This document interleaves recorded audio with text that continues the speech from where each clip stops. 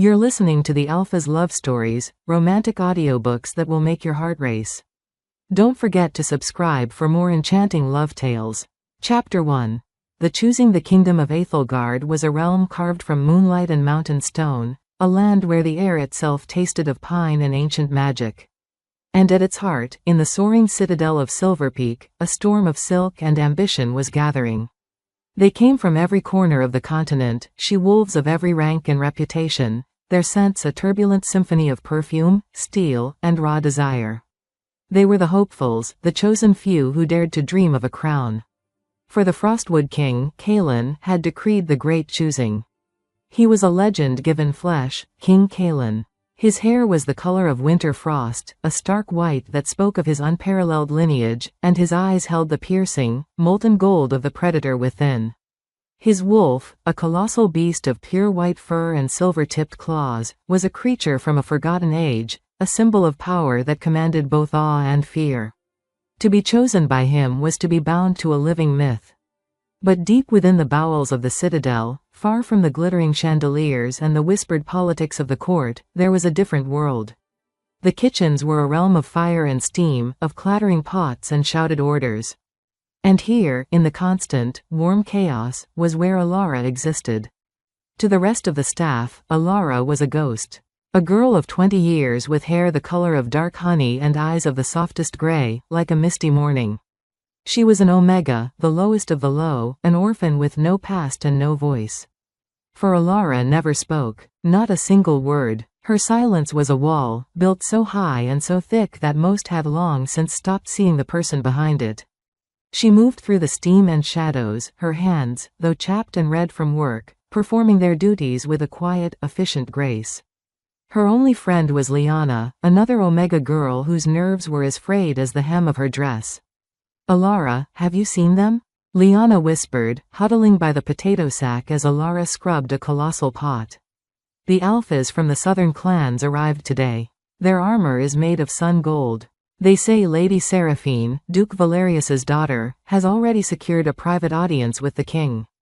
Everyone says she's the one. She's perfect." Alara paused her scrubbing, offering Lyanna a small, questioning look. Her gray eyes were calm, but deep within them, a flicker of something unreadable stirred. "She's the most powerful alpha female in a generation," Lyanna pressed on, her voice trembling with a mixture of excitement and dread. "Her bloodline is almost as pure as the king's. What must it be, Lee? K? To be so seen, so wanted?" Alara placed a damp, cool hand over Lyanna's trembling one. She then gently brushed back the collar of Lyanna's dress, revealing a faint, silvery scar on her shoulder, a permanent reminder of the time a visiting noble had backhanded her for being too slow with the wine. Alara's gaze was gentle but firm. Her message was clear, spoken without a single sound. "To be noticed by these people is to be in danger. Our safety is in the shadows." That night, the cacophony of the citadel was a dull roar that even the thick kitchen walls could not mute. The energy of thousands of hopeful wolves was a tangible force, a pressure that made Alara's skin prickle. Slipping from the pallet she shared with others, she moved like a wisp of smoke through the silent, sleeping corridors of the servants' quarters, heading to her only sanctuary. It was a forgotten balcony, tucked away behind the royal library, open to the sky. Here, the noise faded, replaced by the whisper of the wind and the brilliant, cold light of the full moon. As the lunar rays bathed her face, Alara closed her eyes. For all werewolves, the moon was a call. But for Alara, it was a conversation. A quiet, humming resonance that filled the hollow spaces inside her. It was the only time she felt truly whole, truly seen. She didn't dare shift. An Omega's wolf was supposed to be small, weak. But that wasn't the reason she kept hers locked away.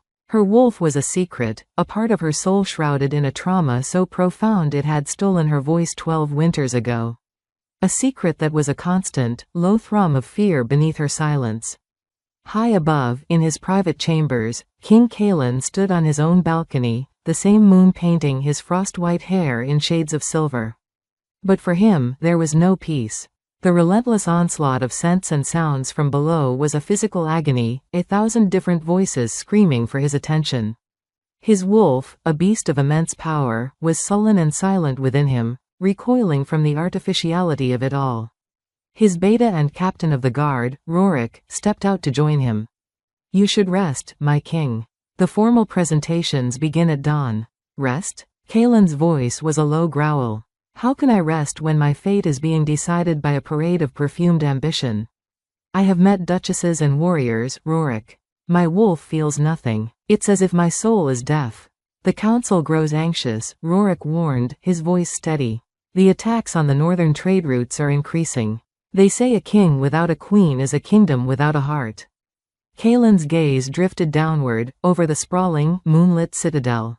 And then, a miracle. Carried on a wayward breeze, a scent. Faint, so faint it was almost lost, but his wolf seized upon it.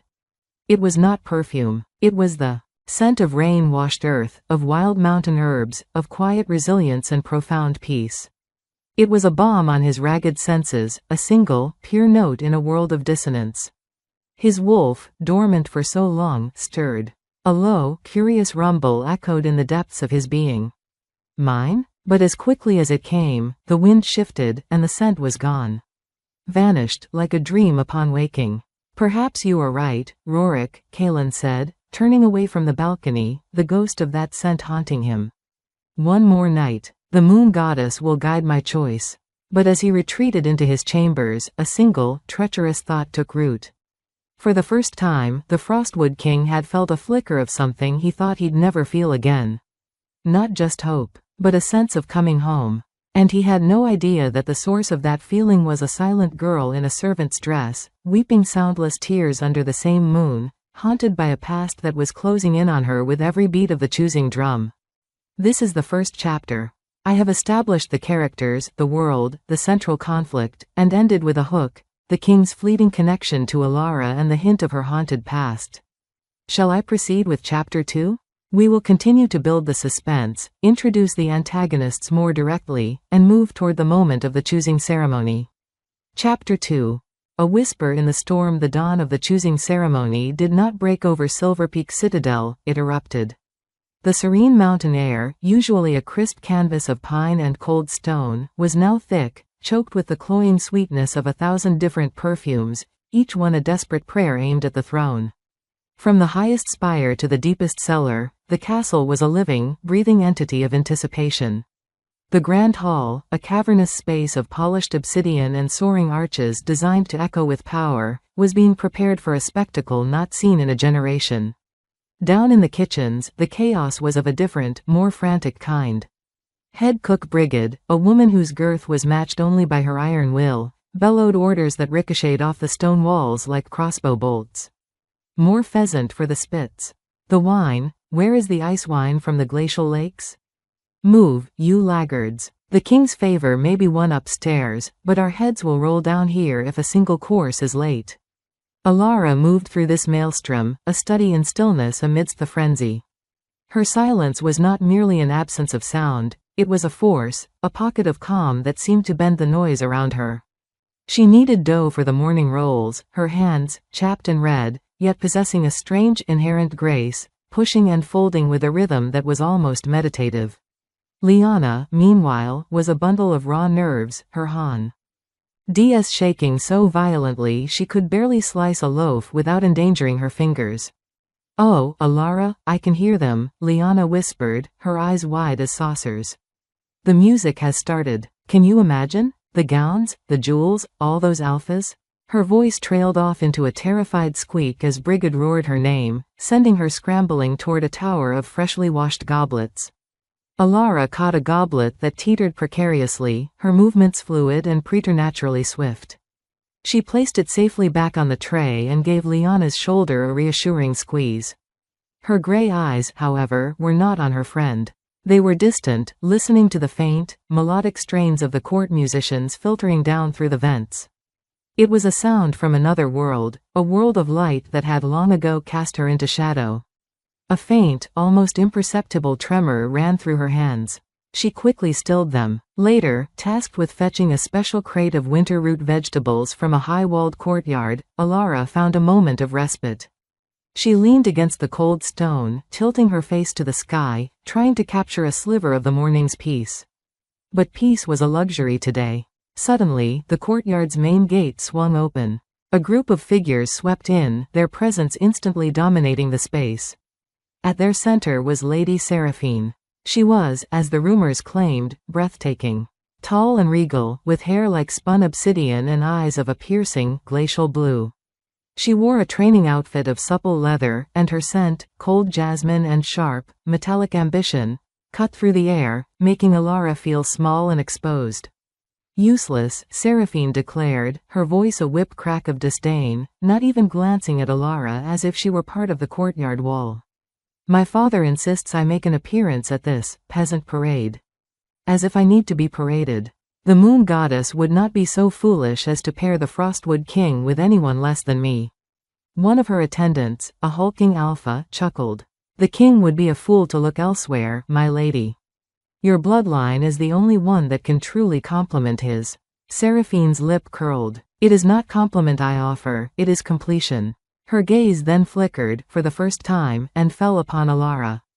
The glacial eyes narrowed, not with recognition, but with the mild distaste one reserves for a stain on the floor. What are you gawking at, mouse? Don't you have a floor to scrub? Alara immediately dropped her gaze, her heart hammering against her ribs like a trapped bird. She shrunk into herself, becoming the ghost, the nobody. It was a familiar, hated sensation. As Seraphine and her retinue swept past, the hem of the lady's cloak brushed against Alara's threadbare dress, a whisper of silk against rough wool, a perfect metaph. Or for the chasm between their worlds. The interaction lasted mere seconds, but it left Alara feeling cold, the memory of other powerful voices, other cruel eyes, flashing in her mind. She hurried back to the kitchens, the sanctuary of the shadows feeling more like a prison than ever. High above, in the royal wing, King Kalen was being prepared for the ceremony. His chambers were a reflection of him, spacious, austere, and cold. Servants draped him in the official robes of state, layers of silver-threaded gray and white, fastened with a clasp shaped like a howling wolf carved from a single piece of glacial ice. His expression was a mask of regal detachment, but Rorik, standing watchful by the door, could see the tension in the set of his jaw, the restless energy thrumming just beneath his skin. The final list is here, my king, Rorik said, holding out a scroll. 100 of the most eligible she-wolves in the realm. Their lineages, their achievements, their potentials, are all detailed. Kalen didn't even glance at the scroll. I am not choosing a horse, Rorik. I am waiting for a thunderclap. And I hear nothing but silence. He strode to the window, looking down at the sea of colorful dots milling in the main courtyard. My wolf is agitated. It has been since last night. It smells something it wants, but the scent is gone the moment it appears. It's like trying to catch smoke. Perhaps it is merely the stress of the day, Rorik offered, though his own instincts, sharp for a beta, told him it was more. No, Kalen whispered, his golden eyes distant. This is different. It's a pull, a longing. I felt it again, just for a moment, in the lower corridors an hour ago. Wildflowers and solace. What wolf smells of solace, Rorik? He turned, his gaze intense. Find out who was in the western lower corridors near the kitchen storage. Just before the noon bell. Rorik nodded, his expression grim. I will make discreet inquiries, my king. But the ceremony, we must go. The grand hall was a breathtaking, intimidating spectacle. Thousands of candles blazed, their light reflecting off jewels and gilded armor. The air vibrated with the low hum of conversation, of whispered hopes and veiled threats. The atmosphere was so thick with competing alpha auras that it was hard to breathe. Kalen took his seat upon the frostwood throne, a massive seat carved from the heart of a petrified white oak. His face was an unreadable mask, but inside, his wolf was snarling, repulsed by the display. The ceremony began. One by one, the finalists approached the dais. A duchess from the eastern plains with a wolf of sunfire. A warrior from the northern clans, her hide armor scarred from battle. A sorceress from the western isles, her eyes swirling with hypnotic magic. Each was more impressive than the last. Each curtsied, spoke their piece, and offered their scent to the air. Kalen was polite. He nodded. He acknowledged. And he felt nothing. A hollow, echoing nothing. His wolf remained a stone in his chest. With each rejection, the hope in the hall dimmed, and the anxiety grew. Lord Valerius, a man with hair the color of iron and a smile that never reached his cold eyes, watched from the council benches, his satisfaction growing. His daughter was being saved for last. The grand finale. Finally, it was Seraphine's turn. A hush fell. She was a vision in a gown of deep blue that shimmered like a night sky, her raven hair crowned with diamonds that mimicked the starry expanse. She did not walk, she processed, a queen already assured of her domain. She reached the dais and offered a curtsy that was both deep and somehow condescending. Your Majesty, her voice was a silken purr, designed to captivate. I, Lady Seraphine of the House of Valerius, offer myself. My strength, my lineage, and my loyalty are yours. Together, we would be an empire. It was the perfect pitch. The court held its breath. This was it, the union that made sense. The alliance that would secure the kingdom for another 1,000 years. Kaelin looked at her. He saw her perfection, acknowledged her power, inhaled the potent, calculating scent of her ambition. And still, his wolf was silent. A profound, devastating silence. The choosing was a failure. He opened his mouth to give the formal, polite dismissal that would plunge his kingdom into uncertainty. But as he did, the main doors to the hall, far at the back, were pushed open by a harried servant delivering a late vintage of wine. And it happened. The scent. It flooded his senses, not a whisper this time, but a wave. Rain-soaked earth and mountain herbs, wildflowers and pure, untouched snow. It was the scent of peace. It was the scent of her. His wolf did not stir. It exploded. Mate. The roar in his mind was not a thought, it was a primal, soul-deep command that shattered all reason. His golden eyes blazed, his pupils slitting like a predator's. He rose from his throne so abruptly the massive chair scraped against the stone dais with a deafening screech. A collective, shocked gasp rippled through the hall. Seraphine's flawless smile faltered. Kaelin, Rorik hissed, stepping forward. But the king was gone. The man was submerged, and the alpha, the beast, was in control. He descended the steps, his gaze a laser, cutting through the crowd, hunting. Nobles stumbled backward out of his path. He paid them no mind. He was a wolf on a trail, and the trail led away from the duchesses, away from the warriors, away from the perfect, furious Seraphine. It led to the back of the hall, to the shadows near the cervic. Entrance. To where Lyanna, overcome with curiosity, had dragged a terrified Alara for a single, forbidden peek at the glittering world they would never be part of. Kaelin came to a stop. His immense frame towered over the two cowering Omega girls. The entire court was dead silent, straining to see. He ignored the trembling Lyanna. His entire world had narrowed to the girl with the honey-dark hair and wide, storm-gray eyes. She was frozen, a rabbit caught in the gaze of the wolf. A simple, threadbare dress. A smudge of flour on her cheek. She was surrounded by the most magnificent creatures in the realm, and to him, she was the only one who was real. He slowly, deliberately, went down on one knee. The king, kneeling before a kitchen servant. The sound of his armored knee hitting the marble floor was like a crack of fate. He was so close now. Her scent was a symphony, a balm, a home he had been searching for his entire life. He reached out, his hand, a hand that could shatter stone, moving with impossible gentleness. He cupped her cheek, his thumb softly brushing away the flour. His voice, when it came, was a low, visceral rumble that vibrated through the very stones of the hall, a sound of absolute, undeniable possession. You. Alara flinched, but she couldn't look away. His touch was fire and ice, terrifying and right. The fledgling mate bond, a spark she had spent her life suppressing, ignited, sending a shockwave through her entire being. King Kaelin, the Frostwood King, looked into the soul of the silent Omega and spoke the word that would change everything. Mine. Chapter 3. The weight of a crown not meant to be worn. The word mine did not simply hang in the air. It detonated. For a single, suspended heartbeat, the Great Hall of Silverpeak was a frozen painting, 1,000 faces etched in pure, uncomprehending shock. The king on one knee. The servant girl, pale as moonlight, her gray eyes wide with a terror so profound it was a physical force. The scent of wildflowers and peace now clashing violently with the thick perfumes of ambition and rage.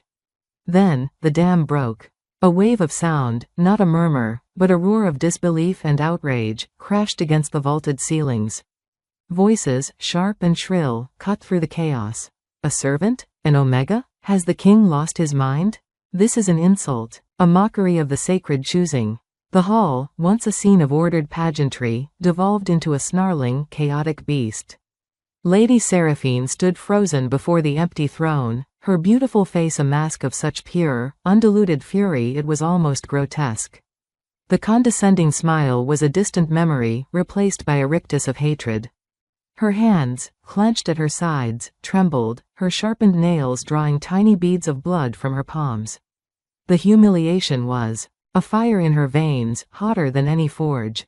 To be passed over was one thing. To be passed over for this, for a mute, nameless creature from the scullery, it was a wound that would never, ever heal. Her glacial blue eyes promised a slow, merciless vengeance. But Kaelin heard none of it, saw none of it. His world had shrunk to the terrified girl before him. The bond, now acknowledged, was a live wire thrumming between them, a connection so visceral it drowned out the cacophony. He could feel her panic, a frantic fluttering against his own soul, a bird beating itself against the bars of a cage. He saw the way her eyes darted around, taking in the sea of hostile, snarling faces, and a protective instinct so fierce it stole his breath surged through him. He rose to his full, imposing height, his movement fluid and powerful.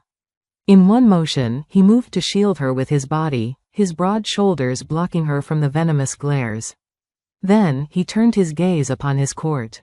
Silence. The word was not spoken. It was a command infused with the full, crushing weight of his alpha power. It was a thunderclap of pure, undiluted authority that slammed into the assembly like a physical blow. The roar of the crowd was instantly snuffed out. Wolves, from the lowest-ranking baron to the most powerful duke, flinched as if struck. Many were physically forced to bow their heads, their bodies responding to a hierarchy deeper than thought. The silence that followed was now heavy, thick with fear and suppressed rage. Kaelin's amber eyes, still blazing with the light of his wolf, scanned the crowd, cold and deadly. They came to rest on Lord Valerius, who had risen from his council seat, his face a thunderous shade of purple. The moon goddess has spoken, Kaelin's voice rang out, clear and absolute, leaving no room for argument. My wolf has recognized its mate. There is no debate. There is no discussion. This is your queen. He felt Alara flinch violently behind him at the word, queen. He didn't turn, but his hand found hers, his large, calloused fingers enveloping her small, trembling ones. The contact sent another jolt through them both, for him, a rightness that settled his raging wolf, for her, a terrifying, bewildering sense of belonging that warred with her all-consuming fear. Come, he said to her, his voice dropping, becoming a tone meant only for her, though the entire hall heard it. It was not a request. Alara stared at his hand as if it were a shackle. Every instinct screamed at her to run, to flee back to the familiar, safe shadows of the kitchens. But her feet were rooted to the spot. The mate bond, that fledgling, terrifying connection, was a chain around her very soul, pulling her toward him even as her mind screamed in protest. With a hand that shook so badly she could barely control it, she placed her fingers in his. His grip was firm, warm, unshakable. He turned and led her, not away from the crowd, but through it. The sea of nobles parted before them, a receding tide of silk, jewels, and hatred. As they passed the dais, they walked directly by Lady Seraphine. The spurned Alpha leaned in, her voice a venomous whisper meant only for Alara's ears, a whisper that carried the chill of the grave. You think you've won something, little mouse? You have only stepped into a gilded cage, and I will be the one to lock the door. You will not last a week. Alara recoiled, but Kaelin's grip tightened, his presence a solid wall between her and the threat. He didn't even grant Seraphine a glance, his focus entirely on leading his mate forward, up the steps of the dais, to the throne he had just vacated. Once there, he did not seat her on the consort's chair, a smaller seat to the side. Instead, he guided her to stand beside the frostwood throne itself, a silent, powerful declaration of her new, impossible station. The choosing is concluded, Kaelin announced, his voice once again the ringing steel of the king. Preparations for the royal bonding ceremony will begin at once. His gaze swept the hall, lingering on Lord Valerius and his daughter. "Let it be known, that any sign of disrespect, any slight, any harm intended toward my chosen mate, will be considered treason against the crown. And I will punish it, as such." The dismissal was final. The court was released, not with a bow, but with a stunned, shuffling exit, the air thick with the whispers of a rebellion being born before their very eyes. Rorik was immediately at their side, his face a grim mask of duty. "My king, my lady." He gestured to a contingent of royal guards, who formed a protective phalanx around them. "This way, quickly." They were escorted from the hall not as celebrating royals, but as prisoners in a gilded procession. Alara, moving in a daze, barely registered the opulent corridors they passed through, the stunned bows of servants who just hours ago had been her peers. She was led to a set of chambers that took her breath away, not with wonder, but with terror. The Queen's chambers, a sprawling suite of rooms that seemed larger than the entire kitchen wing. A four-poster bed hung with silken drapes dominated the space. A balcony offered a dizzying view of the mountains. Wardrobes stood open, revealing gowns in colors she didn't know had names. It was beautiful. It was a cage. A golden, terrifying cage. The moment the doors closed, leaving her alone with the king and a silently watchful Rorik, the last of her strength fled. She stumbled back from Kaelin, her back hitting the carved wooden door, her chest heaving with silent, panicked brie. "Ats." Kaelin watched her, the fierce possessiveness of the alpha in the hall giving way to a flicker of frustration and concern. He had just overturned his entire world, his kingdom, for this bond. And she looked at him as if he were her executioner. "You are safe here," he said, his voice low, trying to soothe. He took a step forward. Alara flinched again, pressing herself harder against the door, her wide gray eyes begging him to stay away. He stopped, running a hand through his frost-white hair in a gesture of pure exasperation. "I know this is a shock. This bond, it is ancient. Sacred. My wolf, it recognized you. I can feel you." He pressed a hand to his own chest, "Here.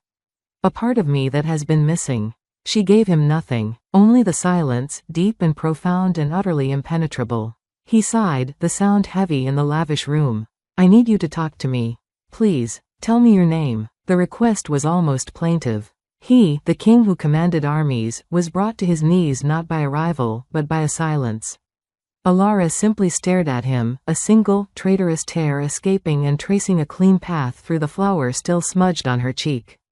She wrapped her arms around herself, a solitary figure in the cavernous room, more lost and alone than she had ever been in the darkness of the kitchens.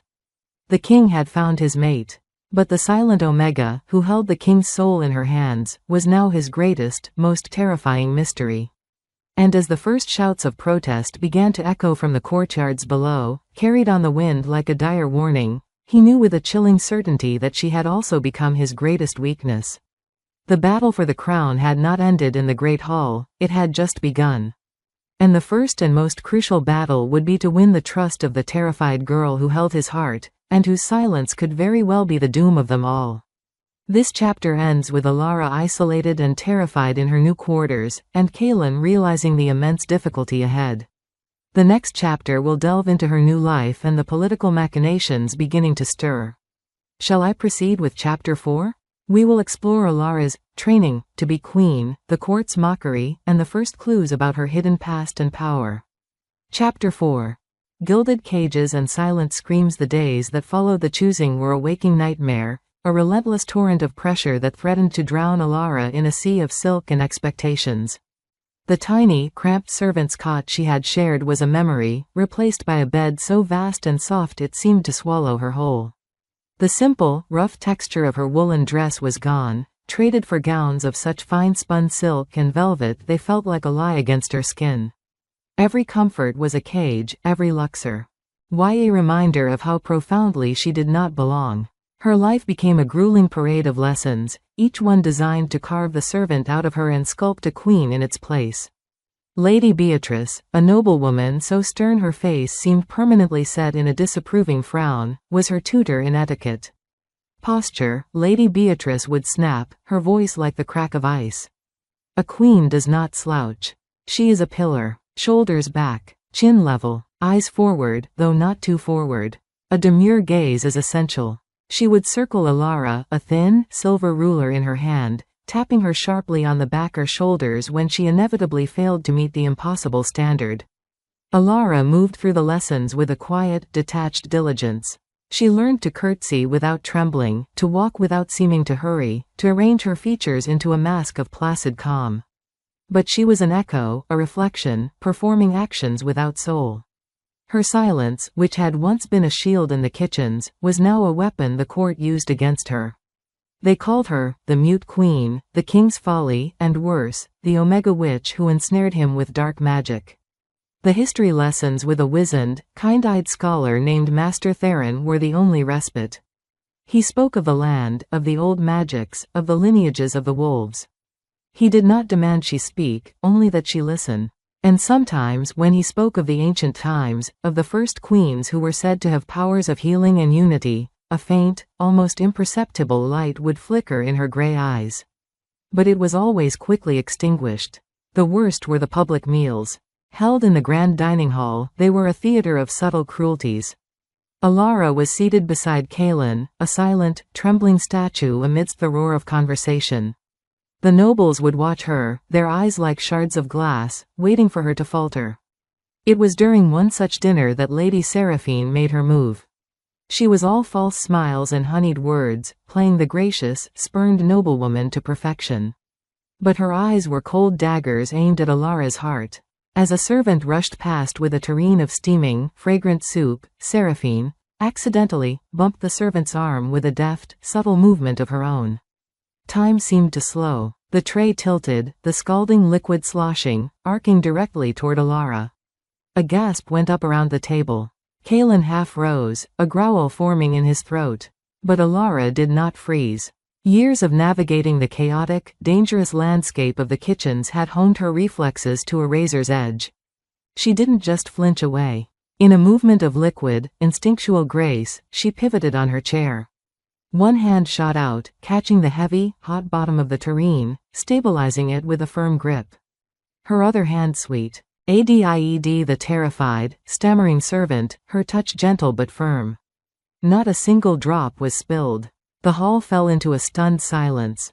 Alara carefully placed the tureen back on the servant's tray, gave the trembling boy a small, reassuring nod, and then smoothly returned to her seat, her gaze lowered as if nothing of consequence had happened. It was a small act. A silent one. But it spoke volumes. It was not the grace of a courtier, but the practical, unshakable competence of a survivor. For a fleeting moment, she had not been a frightened Omega, she had been in complete control. Seraphine's smile was frozen on her face, her eyes now burning with a new, more intense kind of hatred. She had expected a flinch, a tear, a humiliation. She had not expected that.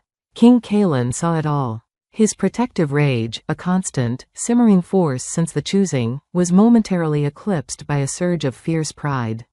In public, he was her unyielding shield. His voice would ring out, cold and final, silencing any whisper that reached his ears. His gaze would sweep the hall, a silent promise of retribution for any who dared harm her. But in private, in the opulent stillness of her chambers or during their stiff, formal walks in the royal gardens, a chasm lay between them. He tried. Oh, how he tried. He brought her gifts, a jeweled hairpin, a book of illuminated poetry, a rare winter blossom that bloomed only in moonlight. He spoke to her for hours, telling her stories of his lonely childhood, of the weight of the crown, of his hopes for his kingdom. He filled the silence with his words, hoping, praying for just one in return. The northern lights were particularly fierce last night, he would say, standing beside her on her balcony. The shamans say they are the spirits of the first wolves, dancing. Did you see them? Silence. The stable master tells me a new litter of frosthound pups was born. They are comical little creatures. All paws and noise. I thought perhaps you might like to see them?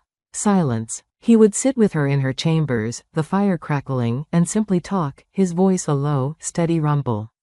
He told her about Rorik, their friendship forged in battle. He spoke of his concerns about the rogue attacks, about Lord Valerius's growing dissent. He was sharing his soul, piece by piece, laying it at her silent feet. And she gave him nothing. Her silence was a wall, higher and thicker than any castle fortification. It was a fortress built not of stone, but of trauma, and he had no idea how to breach it. The frustration would sometimes bubble over. "By the moon, Alara, just one word," he pleaded one evening, his voice strained with desperation. "A sound. A nod. Just let me know you are in there. That you are not broken." At the word broken, she had Flynn. Ched as if struck, her gray eyes finally meeting his, filled with a pain so deep it stole the breath from his lungs. She quickly looked away, retreating further into herself. He instantly regretted his words, the guilt a cold stone in his gut. Her nights were the worst. The opulent bedroom became a chamber of horrors when the shadows grew long. She would whimper in her sleep, trapped in nightmares, her hands clutching the silken sheets as if they were shackles. She would thrash, silent screams locked in her throat, her scent, usually that of wildflowers and peace, turning sharp and acrid with the smell of old blood, of smoke, of primal, gut-wrenching fear. Kalen, whose connecting chambers were separated only by a single door, would stand for hours with his hand pressed against the cold wood, listening. His heart ached with a helpless, ferocious need to protect her from demons he could not see. The scent of her terror was a physical pain to him, a constant reminder that the battle for her was not against the court, but against the ghosts of her own past. Driven by this need to understand, to find the key to her silence, he summoned Rorik to his private study. The room was lined with maps and battle reports, a stark contrast to the delicate nightmare unfolding in the Queen's wing. "The official record states she is the sole survivor of the Pinewood Village massacre," Kalen said, his voice low and urgent. 12 years ago. "I want to know more, Rorik. I want to know everything." Rorik nodded, his expression grim. "I have already begun making inquiries, my king. But the records, they are sealed. By order of the previous royal council." Kalen's eyes narrowed. The council on which Lord Valerius held a dominant voice. "Precisely," Rorik confirmed. "The official story is a pack of feral rogues. But the seal, it suggests a secret someone wanted very much to keep buried." "Unbury it," Kalen commanded, his tone leaving no room for refusal. "Find someone who was there. I don't care how you do it. I need to know what happened to her." As Rorik bowed and departed on his clandestine mission, Kalen looked out his window toward the glittering spires of the citadel. His mate was a locked box, and the key was hidden in a tragedy someone had gone to great lengths to conceal. And he knew, with a chilling certainty that settled deep in his bones, that until he found that key, his kingdom, and his heart, would remain balanced on the edge of a knife. This chapter ends with Kalen actively investigating Alara's past, setting the stage for a major revelation.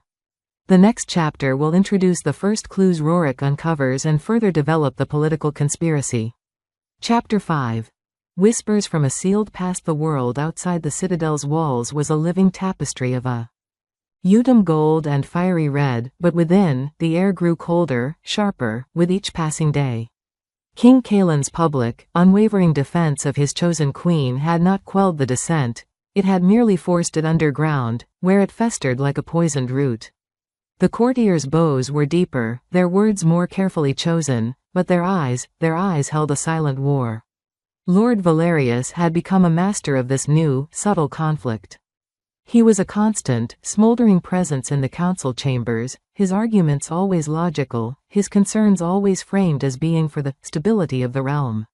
He spoke of the increasing rogue attacks on the northern trade routes, the restlessness of the border pacts, the worrying rumors from neighboring kingdoms. He never once mentioned Alara directly. He didn't have to. Every problem he outlined was a silent accusation, a pointed reminder that their king was distracted by a liability. Meanwhile, Rorik moved through the shadows of the kingdom like a ghost. His quest took him far from the gilded halls, into the dusty archives of lesser keeps and the smoky, ale-soaked air of remote taverns where retired soldiers gathered to dull the edges of old memories. The official record of the Pinewood massacre was a masterwork of omission. It stated the facts: a remote village, wiped out by a pack of feral rogues. Sole survivor: a female child, found days later, trauma-induced mutism. Case sealed by the Royal Council for reasons of public tranquility. It was the seal itself that was the confession. Someone had wanted this story buried forever. After days of dead ends and wary silences, a thread finally unraveled in a dimly lit tavern nestled in a foothill village, a place where the ale was cheap and memories were long. The man's name was Theron, a grizzled former guardsman with a limp and eyes that had seen too much. He was reluctant, his gaze darting nervously around the room as Rorik, disguised in simple traveler's clothes, slid into the seat opposite him. "I have nothing to say about Pinewood," the old man muttered, draining his tankard. "That business is best left to the worms." Rorik placed a heavy purse of silver on the table between them. It was not a bribe, but a recognition of risk. "The king seeks the truth, not the official story. The girl lives. She is under his protection now." Theron's eyes widened, a flicker of something, hope? Fear, crossing his weathered face? He stared at the silver, then back at Rorik's steady gaze. He leaned forward, his voice dropping to a gravelly whisper. "The official story is a lie, my lord," he confessed, the words tasting like ash. "I was part of the first patrol that arrived." "Rogues?" "No, rogues are beasts. They kill for food, for territory. What happened at Pinewood? That was an execu. Tion. It was methodical. Every soul, from the eldest elder to the smallest babe, cut down. Not with claws and teeth, but with silver blades. And the fires, they burned the bodies with the homes. It wasn't to hide the evidence of an attack, it was to erase an entire people." Rorik's blood ran cold. "Why? Who were they?" "The village was a front," Theron whispered, his knuckles white around his empty tankard. "A quiet place for a family that wanted to remain hidden.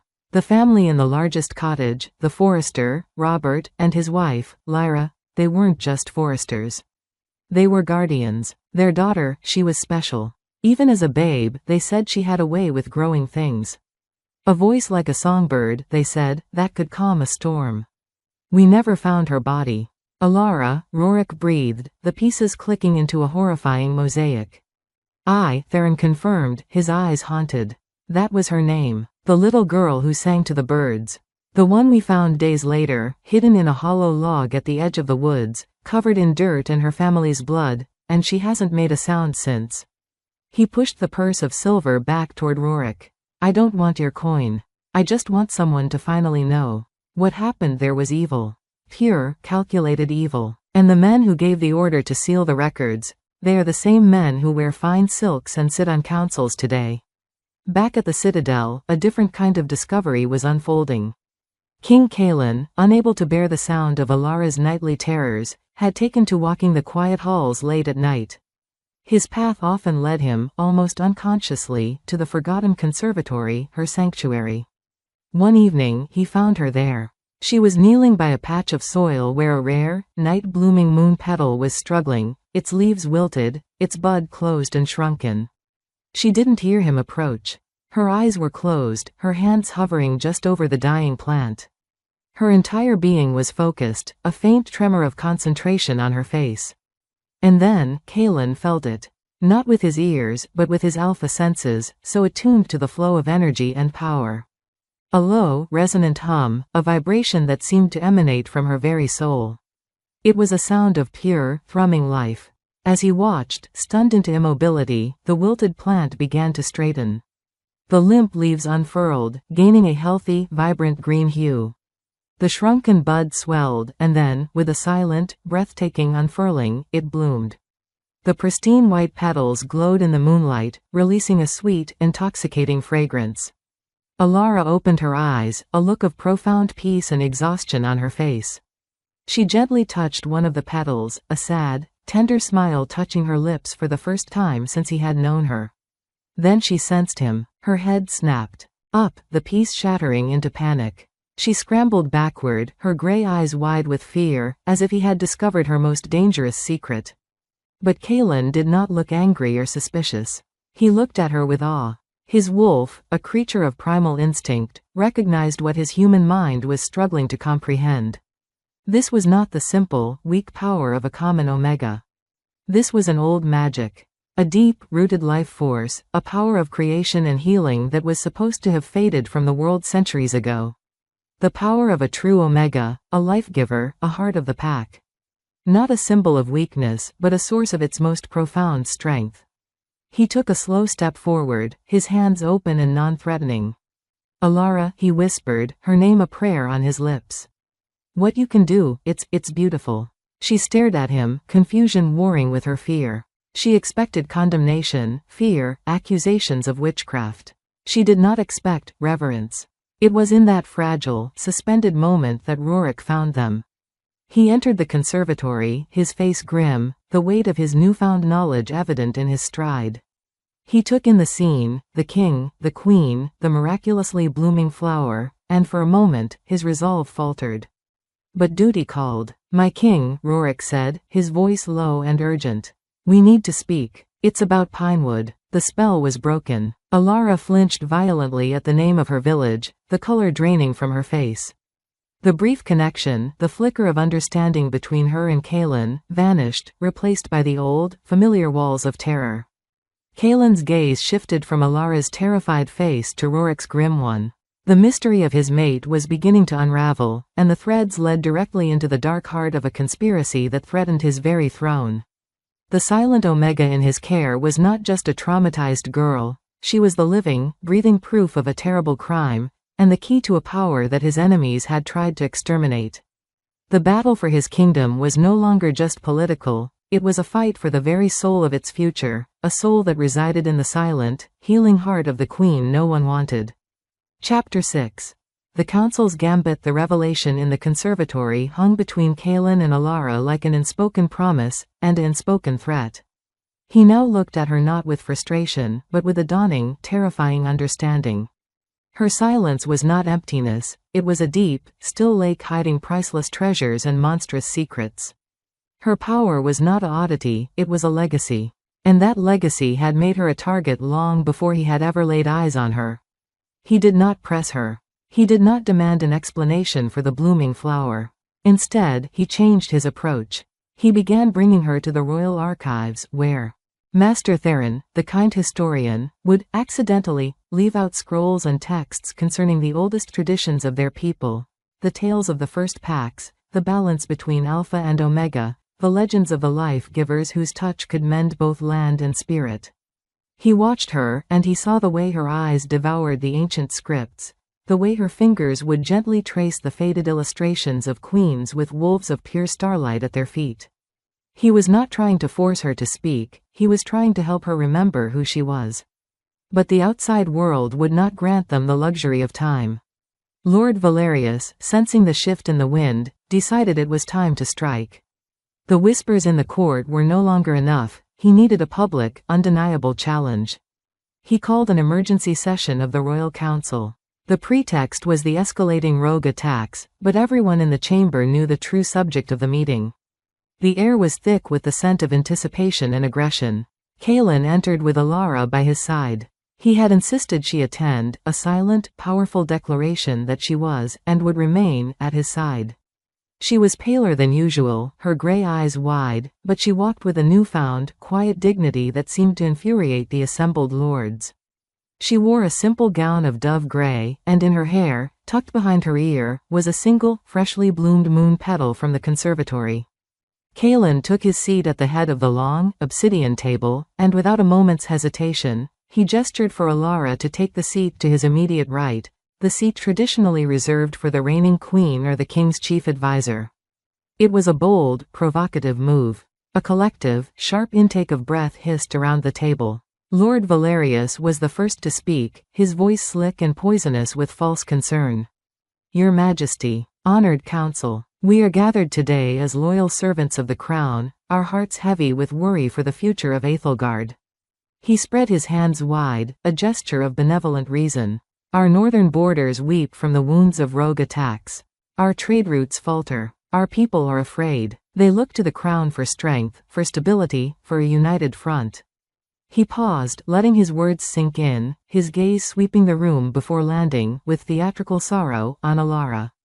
And what do they see? They see a king, mighty and just, bound by the ancient magic of the moon goddess Tua. Mate who cannot fulfill the sacred duties of her station. Kaelin's knuckles were white where they gripped the arms of his chair. Careful, Valerius, he growled, the sound low and dangerous. You tread on treasonous ground. I tread on the ground of tradition, Your Majesty. Valerius retorted, his voice rising, shedding. It's false concern, the ground of law. There is an ancient right, a test for a true queen, inscribed in the oldest of our texts. She must be able to perform the hymn of unity, to stand before the pack and, with her own voice, soothe the savage spirit and command the heart of the nation. It is the ultimate test of a queen's bond to her people and her king. He slammed a heavy, ancient tome onto the table, open to a specific page. The script was faded, but the law was clear. A mute cannot be queen. She is a false mate. A curse sent to weaken your line and plunge our kingdom into chaos. The room erupted. Lords loyal to Valerius roared their agreement. Others looked on in horror or uncertainty. It was a masterstroke. He was not attacking the king's choice. He was attacking the moon goddess's choice itself, using their own most sacred laws as the weapon. Kaelin was trapped. The law was real. He could not deny it without shredding the very fabric of their traditions and appearing a tyrant who placed his own desires above the ancient ways. His mind raced, searching for a way out, a loophole, anything. The girl is clearly traumatized, not cursed, argued one of the older, more temperate lords. The law is archaic. The law is the law. Valerius thundered. If she cannot prove herself, she is not the true queen, and this so-called bond is a sham. The king must set her aside for the good of the kingdom. It was at that moment, in the eye of the storm, that Lady Seraphine made her entrance. She was not invited, but she swept into the council chamber as if she owned it. She was dressed not in finery, but in sleek, functional battle leathers, her hair braided tightly back. In her hand, she held not a fan, but a slender, cruel-looking silver dagger. The guards moved to stop her, but a sharp gesture from Kaelin halted them. He wanted to see her play. Perhaps my father is being too harsh, Seraphine said, her voice a silken purr that dripped with mock sympathy. She stopped behind Alara's chair, her presence a dark shadow. Perhaps she is not a curse. But let us be pragmatic. Her eyes, cold and calculating, locked onto Kaelin. A king's mate must be his strength. His shield. Can this silent creature be that? She moved with the blinding speed of a striking serpent. But she did not lunge for Alara. She lunged for Kaelin. The dagger, its tip glistening with a viscous, dark substance, concentrated wolfsbane, the deadliest of poisons, aimed directly for his heart. It was so unexpected, so brazen, that for a split second, no one reacted. Kaelin, his focus divided between the legal argument and protecting Alara, was a fraction of a second too slow to dodge completely. The poisoned blade meant for his heart plunged deep into his side instead. A roar of agony, part man, part wolf, tore from Kaelin's throat. The wolfsbane was a fire in his veins, a nullifying agent that attacked his very life force. His immense strength faltered. He staggered back, crashing against his throne, his wolf form receding as his human body fought the magical toxin. The council chamber descended into pure, unadulterated chaos. Rorik and the guards finally surged forward, tackling Seraphine and wrenching the dagger from her grasp. She did not struggle. She smiled, a triumphant, vicious curl of her lips. But all of that was a distant blur to Alara. The world narrowed to a single, horrifying point. Kaelin, her Kaelin, the other half of her soul, collapsing, his lifeblood, a shocking crimson against his silver and white robes, spreading across the stone floor. The scent of his pain was an agony worse than any she had ever known. The walls she had built so carefully, the fortress of silence constructed over 12 long years of fear and grief, did not just crack, they shattered. Incinerated in the white-hot inferno of a love and a protective rage so fierce it consumed everything in its path.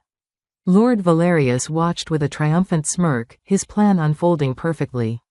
With the king dead or mortally weakened, and his chosen mate exposed as a powerless fraud, the path to the throne was clear. Alara did not think. She acted. She rushed to Kaelin's side, falling to her knees, her hands hovering over the ghastly wound. The low hum of energy, the healing power Kaelin had witnessed in the conservatory, erupted from her, stronger and more potent than ever before. A visible, soft white light emanated from her palms, sinking into the wound. But the wolfsbane was a vicious, living poison, fighting back, corrupting her light. It wasn't enough. He was fading, his breaths becoming shallow, his golden eyes dimming. He looked at her, his gaze filled with pain, and an unwavering love. Alara, he whispered, his voice a ragged breath. She looked from his beloved, pain-twisted face to the smug sneer of Valerius and the hateful triumph in Seraphine's eyes. She saw the kingdom, their kingdom, teetering on the brink of oblivion. The mate bond screamed in her soul, a desperate, final cry. She took a deep, shuddering breath, the first full breath of her true self in over a decade. She opened her mouth. The first sound that emerged was not a word, but a raw, choked sob, the sound of a voice, long imprisoned, breaking free. It was rusty, broken, and utterly heartbreaking. But then, she pushed past the pain. She focused on the bond, on the fledgling connection to the pack she was meant to lead, on the ancient power that flowed in her blood. She tapped into the very essence of who she was. And then, she spoke. Stop. The word was not shouted. It was not a scream. But it struck the chaotic room with the force of a divine hammer. It was a voice clear and resonant, like a silver bell ringing in a sacred grove, yet layered with an ancient, undeniable authority, the inherent power of a true Omega Queen. It was not the commanding roar of an alpha. It was a deeper, more fundamental power, one that resonated with the very soul of every wolf in the chamber. Every person froze. Lord Valerius's smirk vanished, replaced by utter, jaw-slackening shock. The guards holding Seraphine slackened their grip. Rorik stared, his own heart pounding with a wild, disbelieving hope. Alara kept her hands on Kaelin's wound, her pale blue eyes, now blazing with a cold, righteous fire, lifting to meet the stunned gazes of the council. He is your king, she said, her voice growing stronger, clearer, with every syllable, ringing with truth and power. And I am his mate. You speak of old laws? Then you shall bear witness to one older still. Her gaze locked with Valerius's. The blood of a life-giver can cleanse any poison. Without a moment's hesitation, she brought her own wrist to her mouth. Her canines, not the massive fangs of an alpha, but the sharp, precise teeth of her own ancient lineage, elongated. She bit down, a clean, decisive cut. A line of crimson, shimmering with a faint, golden light, welled up. She pressed her bleeding wrist against Kaelin's pale lips. Drink, she commanded, her voice both gentle and absolute. Weakly, obediently, Kaelin did. And as her blood, infused with the potent, healing magic of the life-givers, flowed into him, the effect was nothing short of a miracle. Chapter 7. The Queen's truth. The effect of Alara's blood was not a slow mending, it was a cataclysm of healing.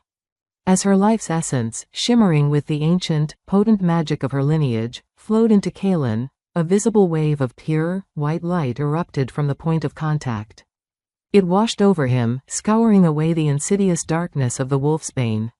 The ghastly, blackened wound in his side knitted together before the council's disbelieving eyes, the flesh mending, the silver poison forced out and evaporating like mist under a blazing sun.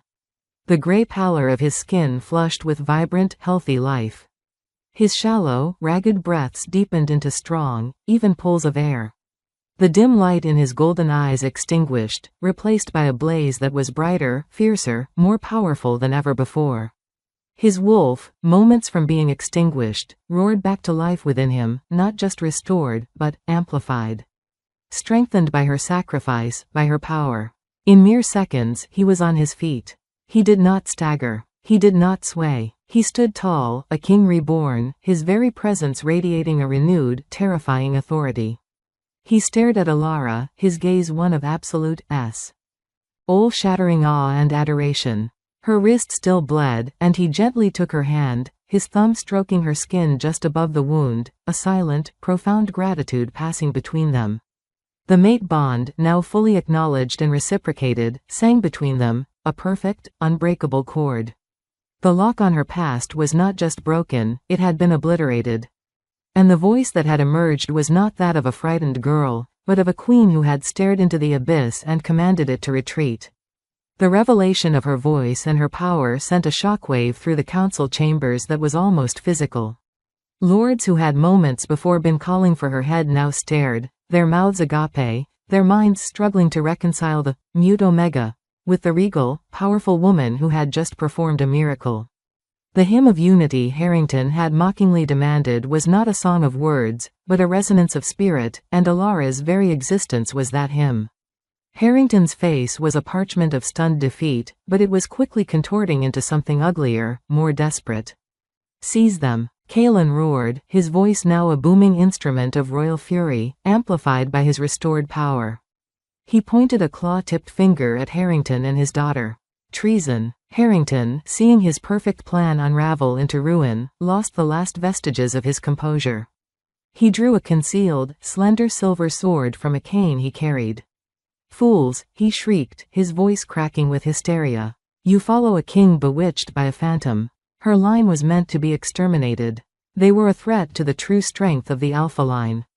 In that moment, with his own venomous words, he confirmed everything. The final, shattered pieces of Alara's memory, the nightmares of smoke and blood, clicked into a horrifying, crystalline whole. That voice. The one from her nightmares. The one that had given the orders. Her clear, resonant voice cut through his shrieking, calm and cold as a glacier. "Pinewood." Harrington froze, his eyes bulging. "You were there," Alara stated, "it was not a question. It wasn't rogues. It was you. You gave the order. You murdered them." The council chamber was so silent you could hear the dust settling. "You, remember?" Harrington breathed, his sword wavering. "I remember everything," Alara replied, her voice filled with the weight of a decade of silenced grief and the newfound strength to bear it. "My parents, Robert and Lyra, were not simple foresters. They were the last guardians of the Silver Line, the last descendants of the first life-giver queen. They were hiding me, hiding my bloodline. You didn't want a rogue attack, you wanted a genocide. You sought to erase a power greater than brute force, the power to truly unite, to truly heal. The true Omega power. You feared it." Kaelan's gaze was a physical weight upon Harrington, his face a mask of terrible, understanding rage. It all made sense. The sealed records. The push for a purely Alpha-ruled future.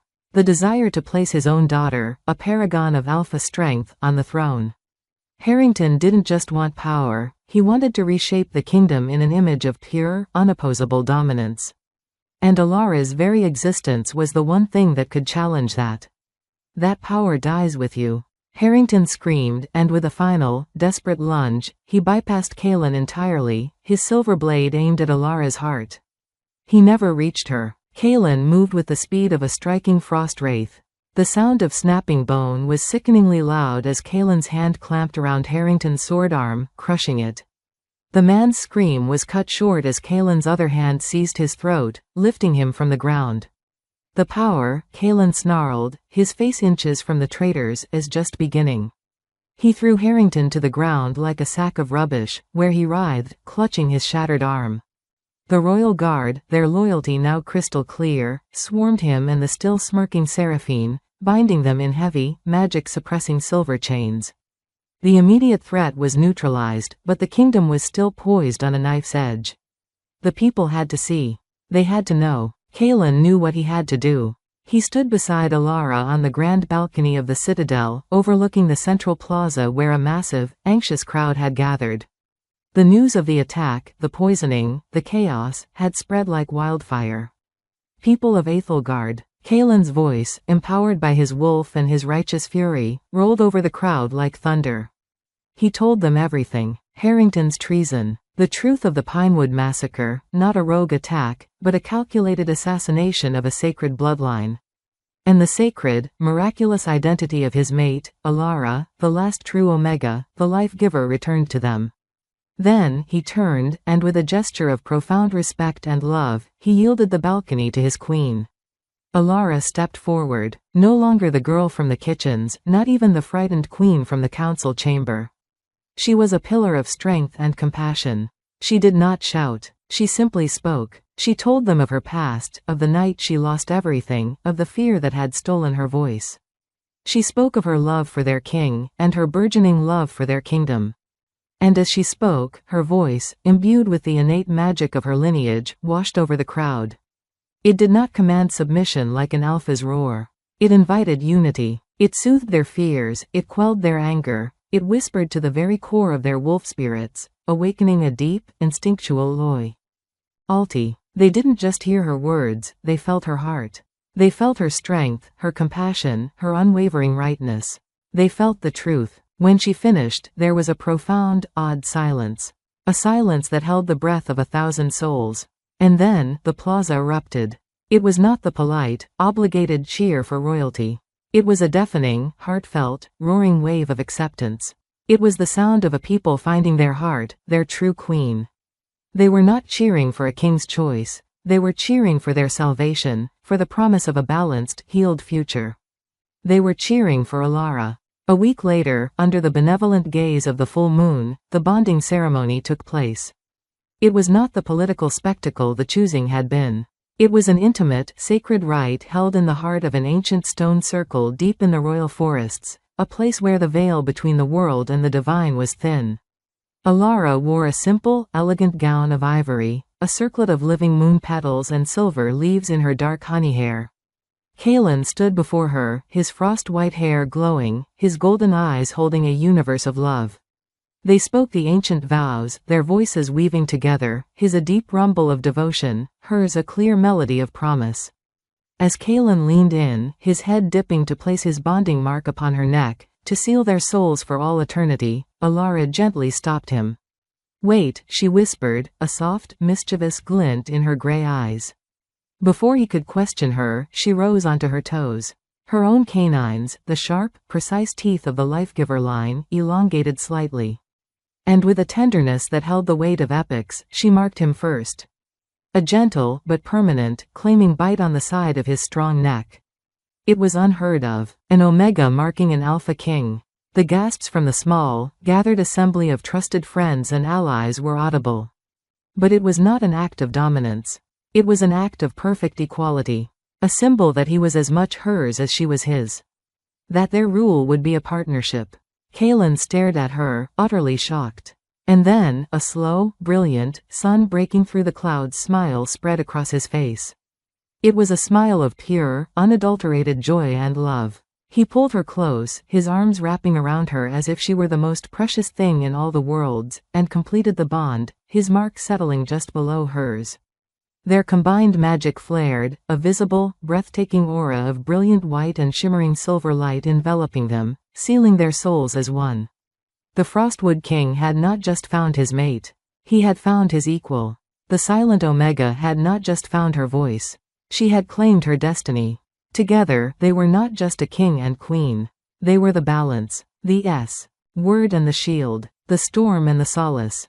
And as their light faded, leaving them standing together, hand in hand, under the witness of the moon, a new age for Aethelgard began. An age of healing, an age of unity, an age of hope. This chapter concludes the central arc of their bonding and the defeat of the immediate villains.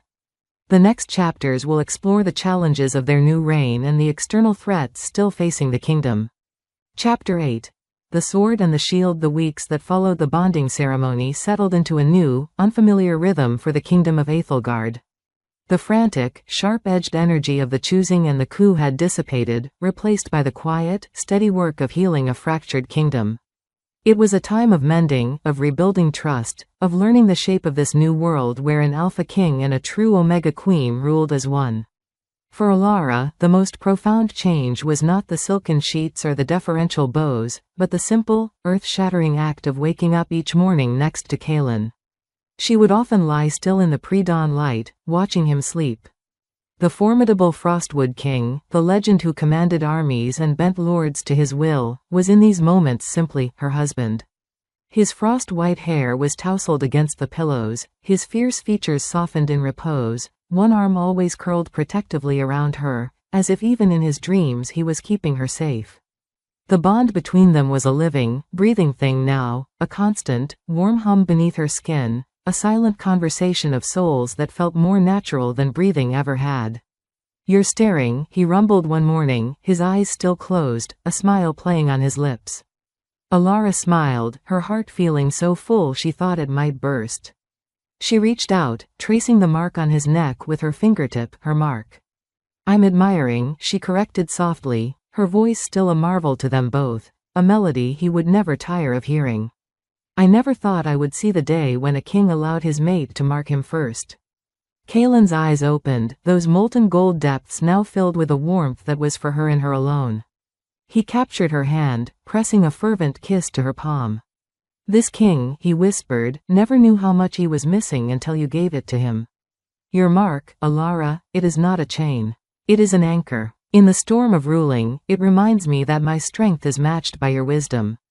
It grounds me. This new balance, this partnership of sword and shield, was soon to face its first true test. The trial of Lord Valerius and his daughter, Seraphine, was a necessary, but grim, duty. The great hall, once the scene of her humiliation and his claiming, was now a court of high justice. Kaelin sat upon the frostwood throne, but the Ir beside him was no longer a consort's seat, it was a throne of equal stature, carved from the same petrified white oak. Alara sat beside him, back straight, head held high. Her presence was a silent, powerful statement to the entire court. Their rule was a united front. Valerius was dragged before them. Stripped of his fine silks and titles, he was a snarling, defiant shell of a man, but his arrogance was a flame that not even chains could extinguish. You are fools, he spat, his eyes wild with hatred as he glared at them. The kingdom needs an alpha's fist, not an omega's lullaby. You will lead us to ruin with this softness, and I will laugh from the afterlife. Kaelin's face was carved from stone. He listened as the master of laws read the long, damning list of crimes. Treason, conspiracy, attempted regicide, the premeditated massacre of Pinewood Village. When the litany was complete, Kaelin delivered his verdict, his voice cold and final as a glacier. For your crimes against the crown and the people of Aethelgard, he declared, each word ringing with absolute authority, you, formerly Lord Valerius, are sentenced to death. Your line is stripped of its name and lands. It ends with you. A grim satisfaction settled over the hall. It was just. It was deserved. Next, a pale but still defiant Seraphine was brought forward. She held her head high, her glacial blue eyes burning with contempt, especially for Alara.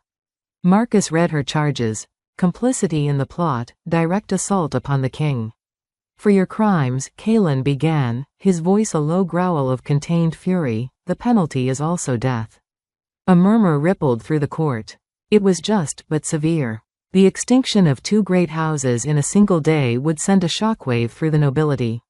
But before the sentence could be finalized, Alara laid a gentle hand on Kaelin's arm. He paused immediately, the fearsome king yielding to his queen. He leaned down, and she whispered to him, her words for his ears alone. The court watched, mesmerized, as the king listened, his hard expression slowly softening into contemplation, then into a grim nod of agreement. He straightened, his gaze falling upon Seraphine. My queen, however, has advised a different path, he announced, causing a new wave of shocked whispers. She believes that death is an escape from consequence. It offers no lesson, only an end.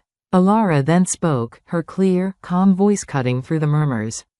Lady Seraphine, she began, her gaze steady and compassionate, yet utterly firm. You valued power and status above all else. You believed strength was only found in dominance. Your punishment will be to live without the very things you coveted, and to learn the true meaning of strength. She paused, letting her words sink in. You will be stripped of your name and title. You will be sent to the Frostguard garrison on the northern border, the harshest, most remote outpost in our kingdom. There, you will not command. You will serve. You will mend the soldiers' clothes, tend their fires, cook their meals, and heal their wounds. You will live among those you once considered beneath you, and you will learn that the strength of a pack does not lie in its sharpest claw, but in the unity of its heart. You will learn the meaning of a life dedicated not to ambition, but to community. The sentence was brilliant, a fate far worse than death for a woman like Seraphine. To live as a commoner, a nobody, forced to serve for the rest of her days. It was a sentence of justice, but also of a profound, almost unimaginable mercy. It offered a chance, however slim, for redemption.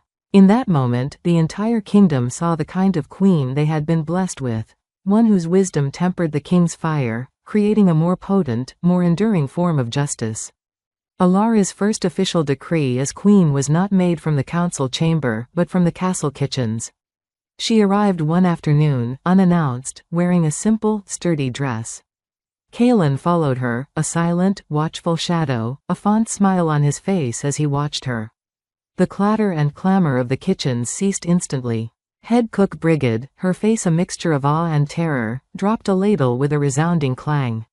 Alara's eyes found Liana, who stood frozen, clutching a sack of flour as if it were a lifeline. "Liana," Alara said, her voice warm and genuine. "I was hoping you might have time to share a cup of tea with me. As friends." Tears welled in Liana's eyes, overflowing and tracing clean paths through the flour dust on her cheeks. She curtsied so low she nearly toppled over. Alara walked over, gently took her hands, and pulled her into a firm, heartfelt embrace. "You were my friend when I had none," Alara whispered, for Liana's ears alone. "That will never, ever change." She spent the next hour in the sweltering, familiar heat of the kitchen, speaking with the staff. She asked their names. She listened to their worries about supply shortages and leaky roofs and ailing parents in distant villages. She didn't act like a queen visiting her subjects. She acted like one of them who had simply found herself in a different position. She was their Alara. By the time she left, she had earned more genuine loyalty in that single hour than most monarchs accrued in a lifetime. That evening, she and Kaelin stood on their balcony, looking out at the glittering constellation of lights that was their capital city. "The Frostguard garrison?" Kaelin mused, shaking his head in open admiration. He slipped his arm around her waist, pulling her close against. "Tea, the evening's chill. Even I would not have thought of that. It was far crueler, and far more just, than a simple execution." "It is because you are the kingdom's sword," Kaelin, Alara said softly, leaning her head against his shoulder, finding her perfect place there. "But a kingdom cannot be ruled by the sword alone. It will only ever yield to fear. I must be its shield. It must also be ruled by compassion, if it is to yield loyalty."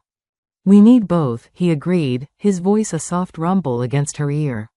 "And what of the rogues on the northern trade routes?" he asked after a moment of comfortable silence. "My sword has been itching to meet them.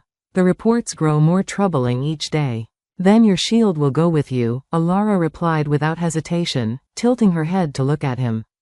"Perhaps they are not just feral beasts, Kaelin. Perhaps they are wolves who have lost their packs, their purpose, their hope. Perhaps they do not need an alpha's snarl to put them down.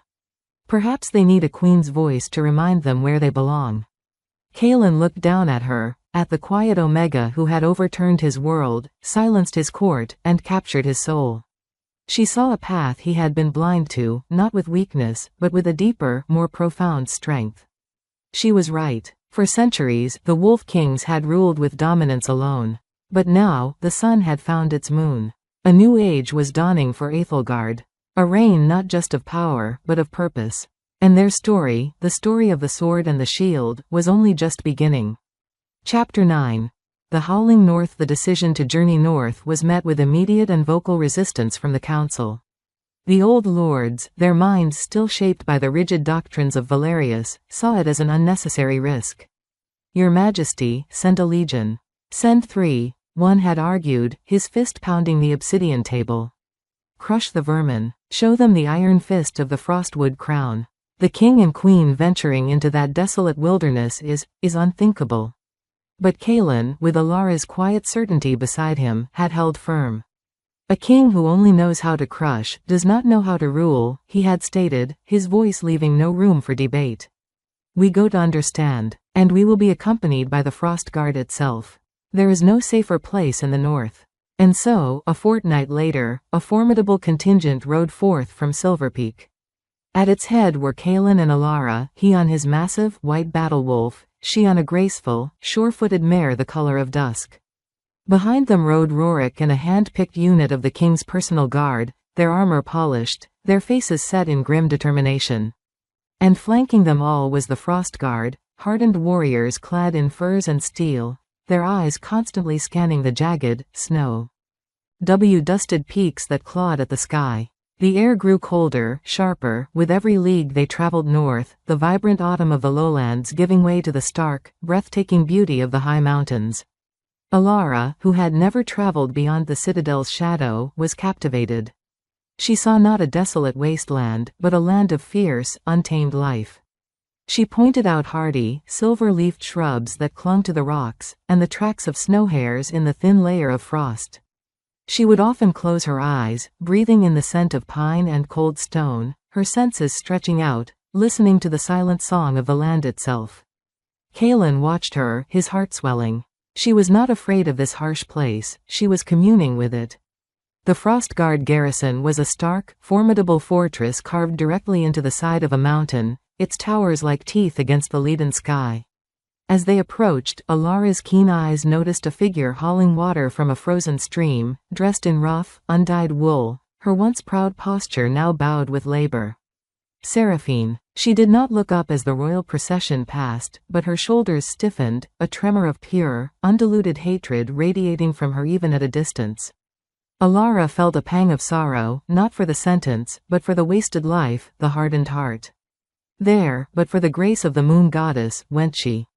The commander of the Frostguard, a grizzled old wolf named Gunnar with a scar bisecting his brow, greeted them with a crisp salute and a deep, rumbling voice. Your Majesties, the reports are accurate. The attacks are growing bolder.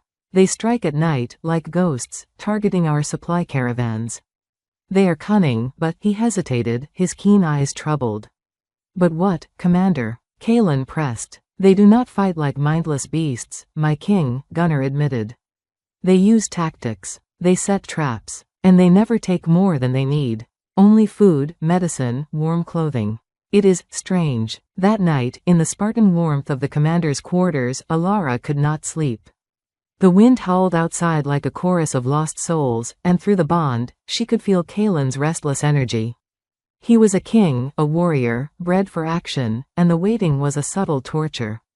Something is wrong here, Kaelin, she whispered into the darkness. It's not just the attacks. The land itself feels wounded. There is a sorrow here, a deep, old pain. He turned to her, his golden eyes glinting in the faint light from the hearth. What do you feel? It's like an echo, she said, sitting up, her gray eyes distant as she listened to a song only she could hear. A pack, once strong, now shattered.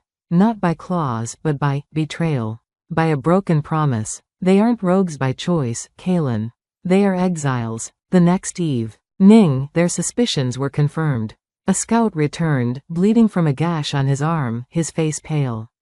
We found their den, Your Majesty, he panted.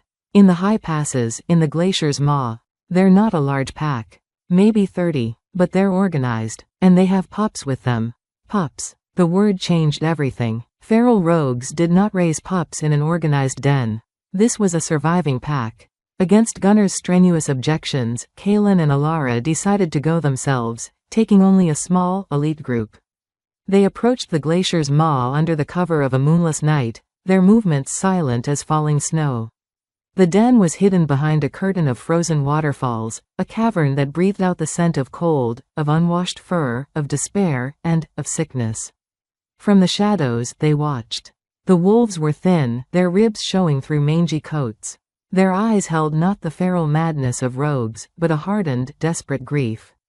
In the center of the cavern, a she-wolf whimpered, licking at a feverish, coughing pup. The sound of the pup's ragged breathing was a knife in the silent night. Kaelin made to step forward, his alpha aura rising, ready to demand submission. But Alara placed a hand on his arm. No, she said softly. Not like that. She stepped out from the shadows alone, her hands open and empty at her sides. The moment she was spotted, a chorus of snarls erupted. Gaunt, desperate wolves surged to their feet, forming a protective wall in front of the sick she-wolf and her pup. Alara did not flinch. She did not command. She simply stopped and began to speak, her voice low and melodic, weaving through the snarls like a gentle stream through jagged rocks. We are not here to fight you, she said, her words carrying on the frozen air. We are here because we heard a child suffering. She took another slow step forward, her gaze fixed on the sick pup. My name is Alara. I am a healer. Please, let me help. A massive, scarred wolf, clearly the pack's alpha, stepped forward, his lip curled back from yellowed fangs. His voice was a gravelly growl, worn down by hardship. Lies. The Frostwood King sends his witch to finish what his father started. We want nothing from you. Kaelin, hearing this, stiffened. What his father started. Alara did not retreat. Her compassion was a shield stronger than any steel. The king is here with me, she said, her voice unwavering. He comes not as a conqueror, but as a protector. The crimes of the past are a wound on this entire kingdom. We are here to help heal it. Starting with your pup. She took a final step, now within reach of the alpha's claws. She ignored him, her entire focus on the whimpering child. She knelt, her movements slow and deliberate, and reached into a pouch at her belt, pulling out a small, clay jar of healing salve she had prepared from herbs in the Citadel Gardens. The pack alpha watched her, his body trembling with tension, with the memory of old betrayals. He saw the genuine concern in her gray eyes, felt the soothing, peaceful energy that radiated from her. He saw her completely vulnerable, offering not a threat, but a gift. With a hesitant, almost imperceptible nod, he stepped aside. Alara moved to the pup's side. She gently smoothed the salve on its chest, her hands hovering over its small, feverish body. The low, resonant hum of her power filled the cavern. The pack watched, transfixed, as the pup's ragged breathing slowly evened out, its whimpers ceasing as it slipped into a peaceful, healing sleep. The she-wolf looked up at Alara, tears freezing on her matted fur. "Thank you," she whispered, her voice cracking with emotion. In that moment, the snarls died away. The tension shattered. The frost guard, watching from the shadows, saw not a queen subduing beasts with power, but a queen winning hearts with compassion. The scarred alpha looked from the healed pup to Alara, and then to where Kalen now stood, revealed in the moonlight, his own aura not of domination, but of somber respect. The previous king, the rogue alpha, began, his voice heavy with a grief decades old. "Your father, King Theron, he promised us land. A place in the kingdom. But the southern lords, led by Valerius, said we were too savage, that we would taint the royal bloodlines. They convinced him to break his vow. They drove us out, hunted us like animals when we refused to leave our ancestral mountains. We have been exiles, ghosts in our own home, ever since." Kalen felt the truth of the words like a physical blow. This was his father's shame. This was the rotten foundation upon which Valerius had built his power, by creating enemies and then presenting himself as the only solution. Alara rose and turned to Kalen, her eyes shining with tears she did not shed. The sword and the shield stood together, facing the ghosts of the past. "You are ghosts no longer," Kalen declared, his voice echoing in the cavern, not with the force of a command, but with the weight of a king's oath. "The vow my father broke, I will honor. You have a place in Aethelgard. Not as subjects, but as citizens. The Glacier's maw is yours. And the Frostguard will now be your protectors, not your hunters." It was not a conquest. It was a homecoming. The howling north had not been filled with monsters, but with lost kin. And as the first rays of the dawn painted the glaciers in shades of rose and gold, a new pack was woven into the tapestry of the kingdom, their loyalty sworn not to a crown of fear, but to a throne of healing and truth. Chapter 10. Weaving the tattered threads. The return journey from the glacier's maw was profoundly different from the ride north. The air was no longer sharp with the tension of impending battle, but filled with a cautious, fragile hope. The Frostguard, once poised for a slaughter, now rode as an honor guard, their formidable presence a shield for the weary, ragged pack that followed them. The exiles, no longer rogues, walked with their heads held a little higher, their gaunt frames carrying not just the weight of their own survival, but the staggering, delicate burden of a second chance. Alara rode beside Kalen, her heart a tumultuous sea of emotions. The joy of saving the pup, of seeing the desperate hope rekindle in the exile's eyes, was immense. But it was tempered by a deep, sorrowful anger at the injustice they had suffered, an injustice sanctioned by a king's broken word. She could feel the same conflict raging within Kalen through their bond, a king's pride in a wrong being righted, warring with a son's shame for his father's failing. The scarred alpha, who had introduced himself as Borin, walked close to them, his mate, Anya, carrying their now healthy pup in her arms. Borin's gaze constantly scanned the mountains, a lifetime of vigilance not easily forgotten. "The southern lords will not accept this," Borin said, his voice a low rumble, not of threat, but of grim certainty. Valerius was their voice, but the sentiment, the fear of those who are different, it runs deep. "They will have to," Kalen replied, his tone leaving no room for argument, yet it was layered with a newfound understanding. "The law of the crown is absolute. But you are right. A decree from the throne does not instantly change hearts. It only opens the door. You must be the ones to walk through it. When the mixed procession finally arrived at the Frostguard garrison, the reaction was a microcosm of the challenge that lay ahead. The garrison wolves watched, their expressions a mixture of curiosity, suspicion, and ingrained prejudice. They saw the thin frames, the matted fur, the feral glint that hardship had etched into the exiles' eyes. They saw the vermin they had been tasked to exterminate, now walking freely among them. Commander Gunner, to his credit, followed his king's order without public question. He allocated a section of the fortress for the exiles, provided warm food and blankets, and assigned his own healer to tend to their sick and elderly. But the tension in the great hall that evening was a thick, suffocating fog. The Frostguard kept to one side, their conversation a low, wary murmur. The exiles huddled on the other, eating quickly and silently, their bodies coiled like springs. Alara watched it all, her heart aching.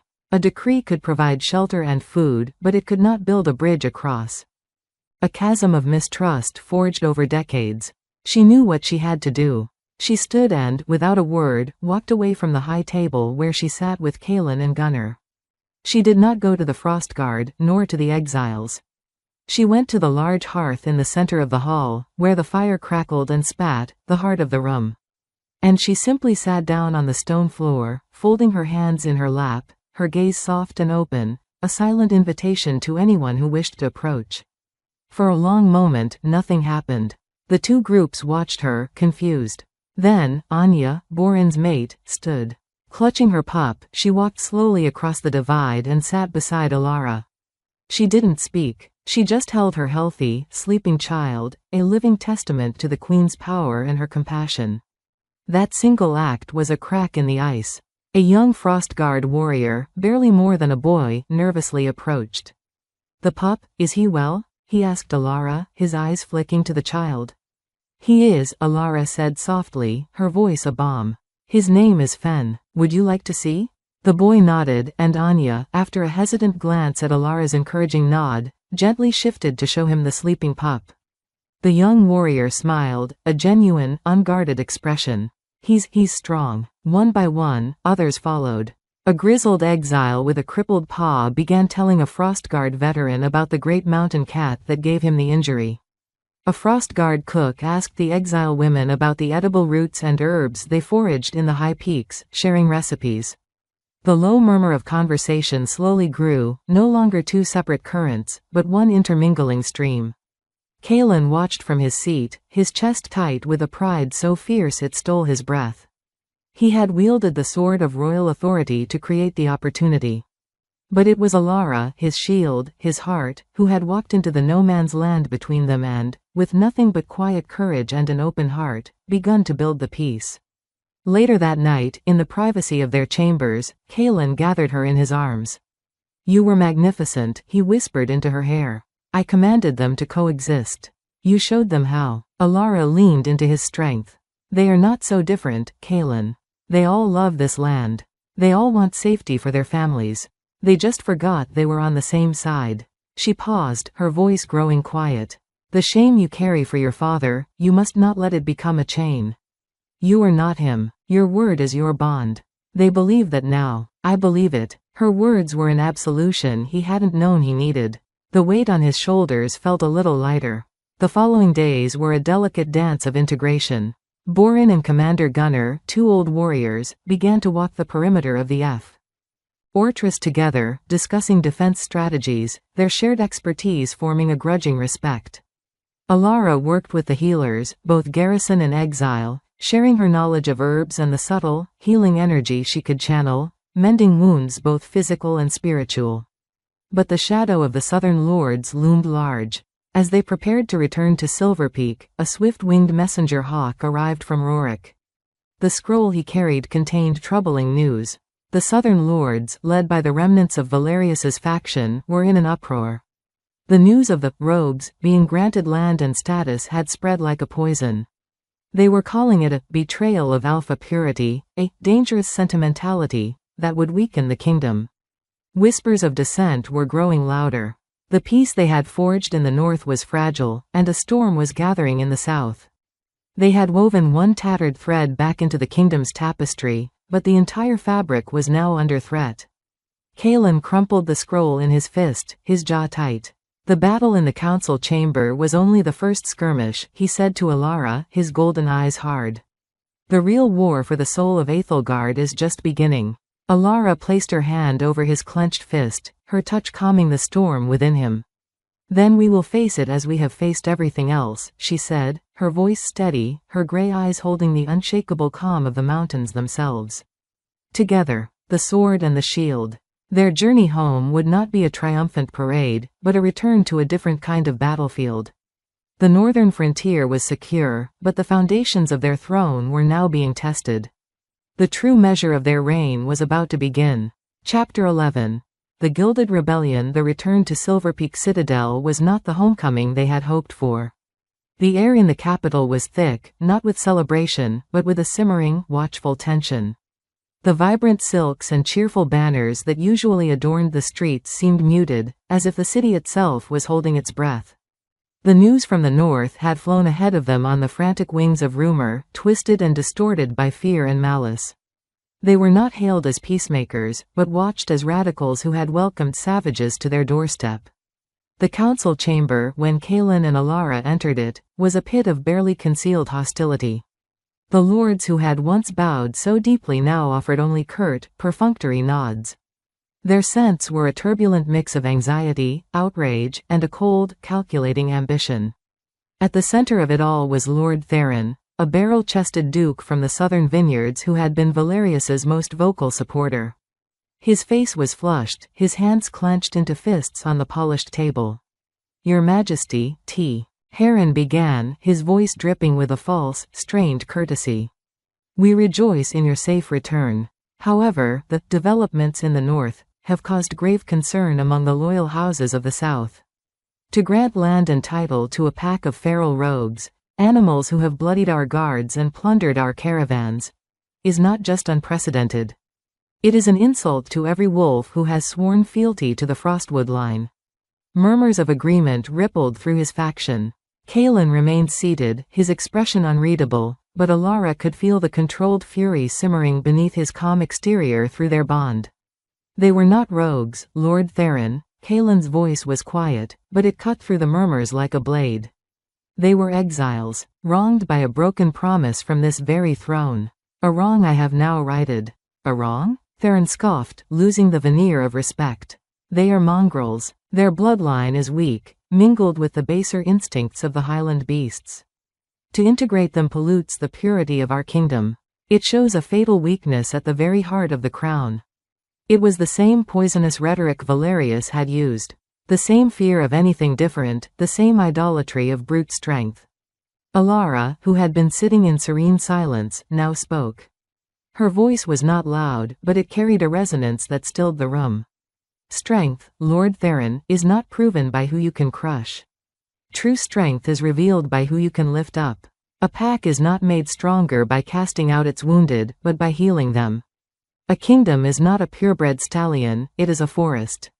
And a forest thrives in its diversity, in the strength of the mighty oak and the resilience of the smallest moss.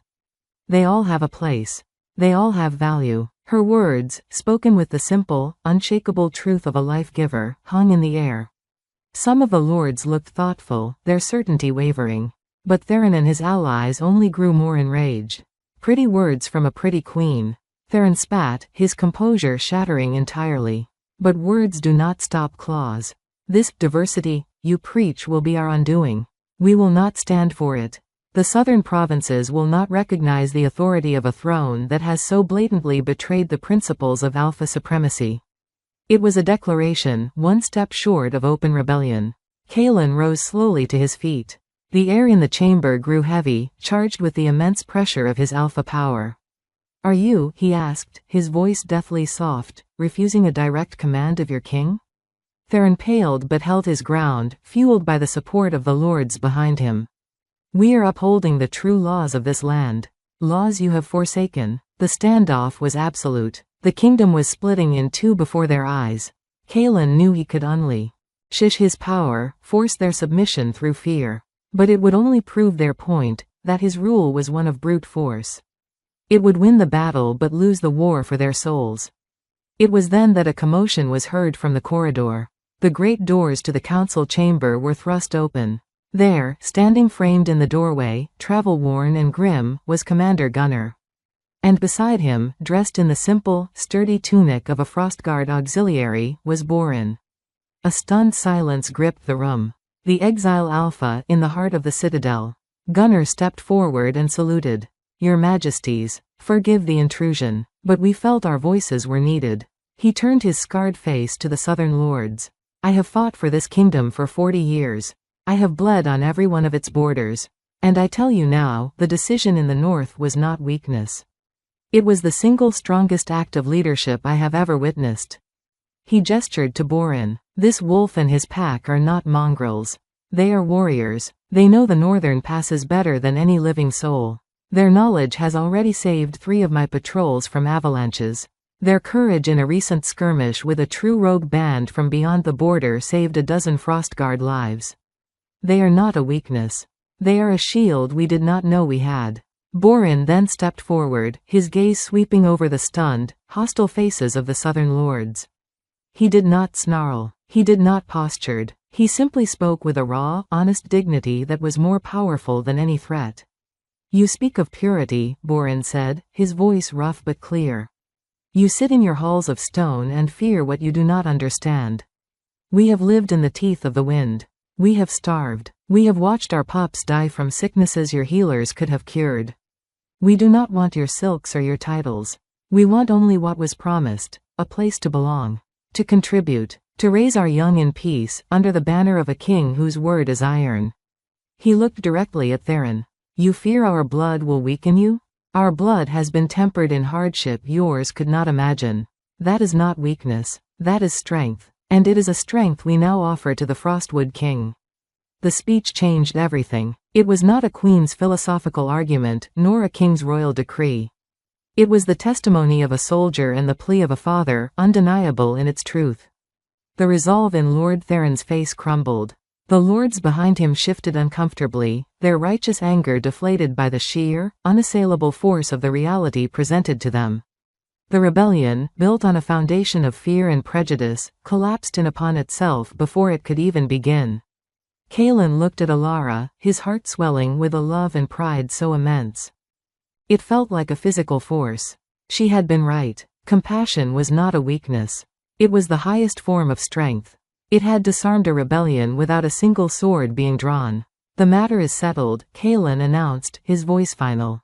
"The Northern Pack are citizens of Aethelgard. Their valor and loyalty will be recognized and rewarded. Any further talk of dissent will be treated as the treason it is." His gaze swept the chamber, and this time, no one met his eyes. "This council is adjourned." As the lords filed out, chastened and silent, Kaelin and Alara stood with Gunnar and Borin. The sword, the shield, the soldier, and the exile. 4 pillars of a new, stronger kingdom. The Gilded Rebellion had been quelled. But the work of weaving the South back into the tapestry of a unified Aethelgard had only just begun. The real victory would be won not in the council chamber, but in the slow, patient work of changing hearts, one understanding at a time. This chapter resolves the immediate political threat and solidifies the new alliance. The next chapter will focus on the ongoing, quieter work of healing and unification throughout the kingdom. Chapter 12. The Patient Gardener. The victory in the council chamber was not an end, but a beginning. The open rebellion had been silenced, but the quiet resentment in the southern provinces was a stubborn weed that could not be simply commanded away. Kaelin knew that the rule of law, enforced by the sword, could only reach so far. The true conquest, the mending of the kingdom's spirit, required a different touch. It required the patience of a gardener tending to frost-bitten soil. And so, Alara became that gardener. While Kaelin and Rorik worked to solidify the new Northern Alliance and manage the kingdom's defenses, Alara turned her attention to the heart of the discontent, the people themselves. She did not announce a grand tour. She did not travel with a massive, intimidating royal entourage. She went quietly, accompanied only by a small, loyal guard and Lyanna, who had become her steadfast companion and lady-in-waiting. Her first stop was not a great ducal palace, but a small, struggling farming village in the southern foothills, a place that had loudly supported Lord Theron's rhetoric. The villagers gathered in the dusty square, their faces a mixture of awe, curiosity, and deep-seated suspicion. They expected a speech, a lecture, a queen reminding them of their place. Instead, Alara asked to see their fields. She walked with the farmers, her simple gown trailing in the dirt, her gray eyes missing nothing. She pointed not to the failing crops, but to the parched, cracked earth between them. "The soil is tired," she remarked to the grizzled village elder, her voice gentle. "It has given all it has. It needs to rest, to be fed." She knelt, ignoring the gasps of her guards, and pressed her bare hands into the dry earth. She closed her eyes. The villagers watched, skeptical. But then, a faint, greenish-gold light seemed to emanate from her fingertips, sinking into the ground. It was not the dramatic healing of a poisoned king, but a softer, slower magic. A magic of nurturing. When she stood, she did not proclaim a miracle. She simply turned to the elder. "If you plant a crop of winter root here, and let the field beside it lie fallow, the soil will recover its strength by the next planting season. The roots will break up the hard earth, and their leaves will return nutrients when they decompose." She spent the day there, not as a queen, but as a fellow child of the land. She showed the women how to weave stronger baskets from a particular reed that grew by the nearby stream. She listened to their worries about a blight affecting their apple orchards and promised to send the royal botanist. She did not speak of politics or purity. She spoke of soil, of water, of the simple, universal language of survival and care. By the time she left, the suspicion in the villagers' eyes had been replaced by a dawning respect. They had not been lectured, they had been understood. They had not been commanded, they had been helped. The queen, the Omega Witch, had gotten her hands dirty for them. This became her way. She traveled from village to town, a quiet, calming presence. In a weaving hamlet known for its opposition to the northern integration, she did not defend Boren's pack. She sat with the master weavers, admiring their intricate patterns, and spoke of the unique, resilient wool the northern goats produced. A wool that could fetch a high price and bring new prosperity to the south. She wasn't asking them to love their northern kin, she was showing them a mutual benefit. In a larger town, she visited the healing houses. She worked alongside the physicians, her innate healing power a subtle boost to their medicines, her presence a comfort to the sick and dying. She heard the stories of guardsmen wounded in past skirmishes with the rogues, and she listened with genuine empathy, acknowledging their pain without judgment. She was mending the human tapestry, one thread, one story, at a time. Back in Silver Peak, Kaylin received her reports, not scrolls of political maneuvering, but letters filled with the small, profound details of their kingdom. The elder in Oakhaven is named Gregor. His son was wounded by an arrow 5 years ago and still walks with a limp. Their well is running dry. I have asked the engineers to look into it. The weavers in Silverthread are proud, but afraid of change. I believe we can help them. He ruled with a new depth of understanding, high-S policies informed by her quiet, grassroots diplomacy. When he decreed that a portion of the northern timber trade would be routed through southern ports, it was not an order from a distant king, but a logical next step after the queen had laid the groundwork for cooperation. Months turned into a season. The change was not explosive, but it was deep and real. The whispers of rebellion faded, not out of fear, but out of growing irrelevance. How could one rail against a northern pack when the queen's advice had saved your harvest? How could one speak of the crown's weakness when the king's new trade agreements were filling your coffers? One evening, Alara returned to the citadel. She was weary, her gown dusty from the road, but her gray eyes shone with a quiet, profound satisfaction. Kaylin met her in their chambers, pulling her into an embrace that spoke of his own loneliness in her absence and his immense pride. "They speak of you not as the silent Omega, or even as the Queen," he murmured into her hair. "They call you, Anara's grace. The people's blessing." Alara leaned into him, drawing strength from his solid presence. "I am not doing anything grand, Kaylin. I am only listening. I am only reminding them that the crown serves the people, not the other way around." "That," he said, pulling back to look into her eyes, "is the grandest thing a ruler can do. I wield the sword to protect the borders, my love. But you are healing the soul of the kingdom itself. You are making it whole." They stood together on their balcony, looking out over the kingdom that was slowly, surely, knitting itself back together. The northern lights danced on the horizon, a silent, brilliant ballet. Down in the city, the lights of the homes and taverns glittered like a field of steadfast stars. There were still challenges ahead. There always would be. But the foundation was now solid. It was not built solely on the fear of a king's wrath, but on the gratitude for a queen's compassion. The patient gardener was seeing the first green shoots of a lasting peace break through the hardened soil, and in that quiet triumph, the future of Æthelgard looked brighter than it ever had before. Chapter 13. The shadow from the sea. The peace that had settled over Æthelgard was like the first, fragile ice on an autumn pond, beautiful, serene, but deceptively thin. For a full turning of the seasons, the kingdom had known a tranquility it had not experienced in generations. The harvests were abundant, the trade routes buzzed with activity, and the memory of the great choosing and the subsequent rebellion had begun to fade into legend. The partnership of the sword and the shield was no longer a novelty but a beloved certainty, the bedrock upon which the realm's prosperity was built. Alara's days were now filled with the steady, rewarding work of peacetime. She walked the royal gardens not as an escape, but as a steward, her touch encouraging blossoms of impossible size and fragrance. She held weekly audiences not in the grand throne room, but in a sunlit courtyard, where any citizen, from the lowest farmer to the highest merchant, could come and speak their mind. She listened to disputes over land, offered comfort to the grieving, and celebrated the joys of her people. Her voice, once lost to terror, was now the gentle, unwavering heartbeat of the capital. Kaelin, in turn, ruled with a confidence that was no longer just about strength, but about wisdom. His council was diverse, now including not just southern lords, but representatives from the northern territories, with Borin himself often present, his gruff counsel proving invaluable. The Frostwood King was no longer a solitary peak, but the central mountain in a mighty, interconnected range.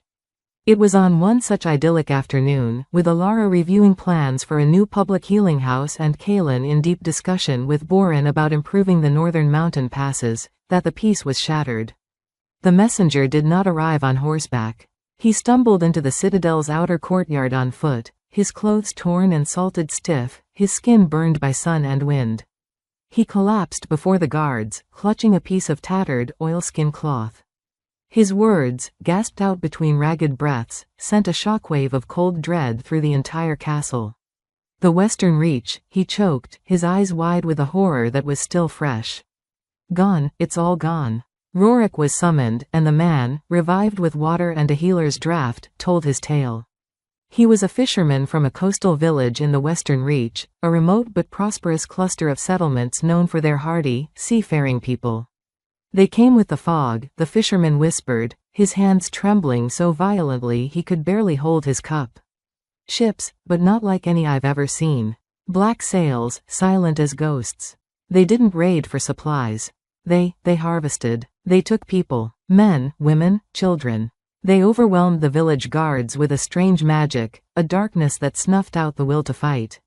I only escaped because my boat was already at sea, hunting the dawn catch. I saw the black smoke rising from the shore. I heard the screams. He looked up, his eyes locking onto Kaelin's. They are called the Morthal. They move up the coast. They are coming. The council was assembled in an emergency session, the air now thick with a fear far more potent than political squabbling. This was not an internal conflict that could be reasoned with or healed.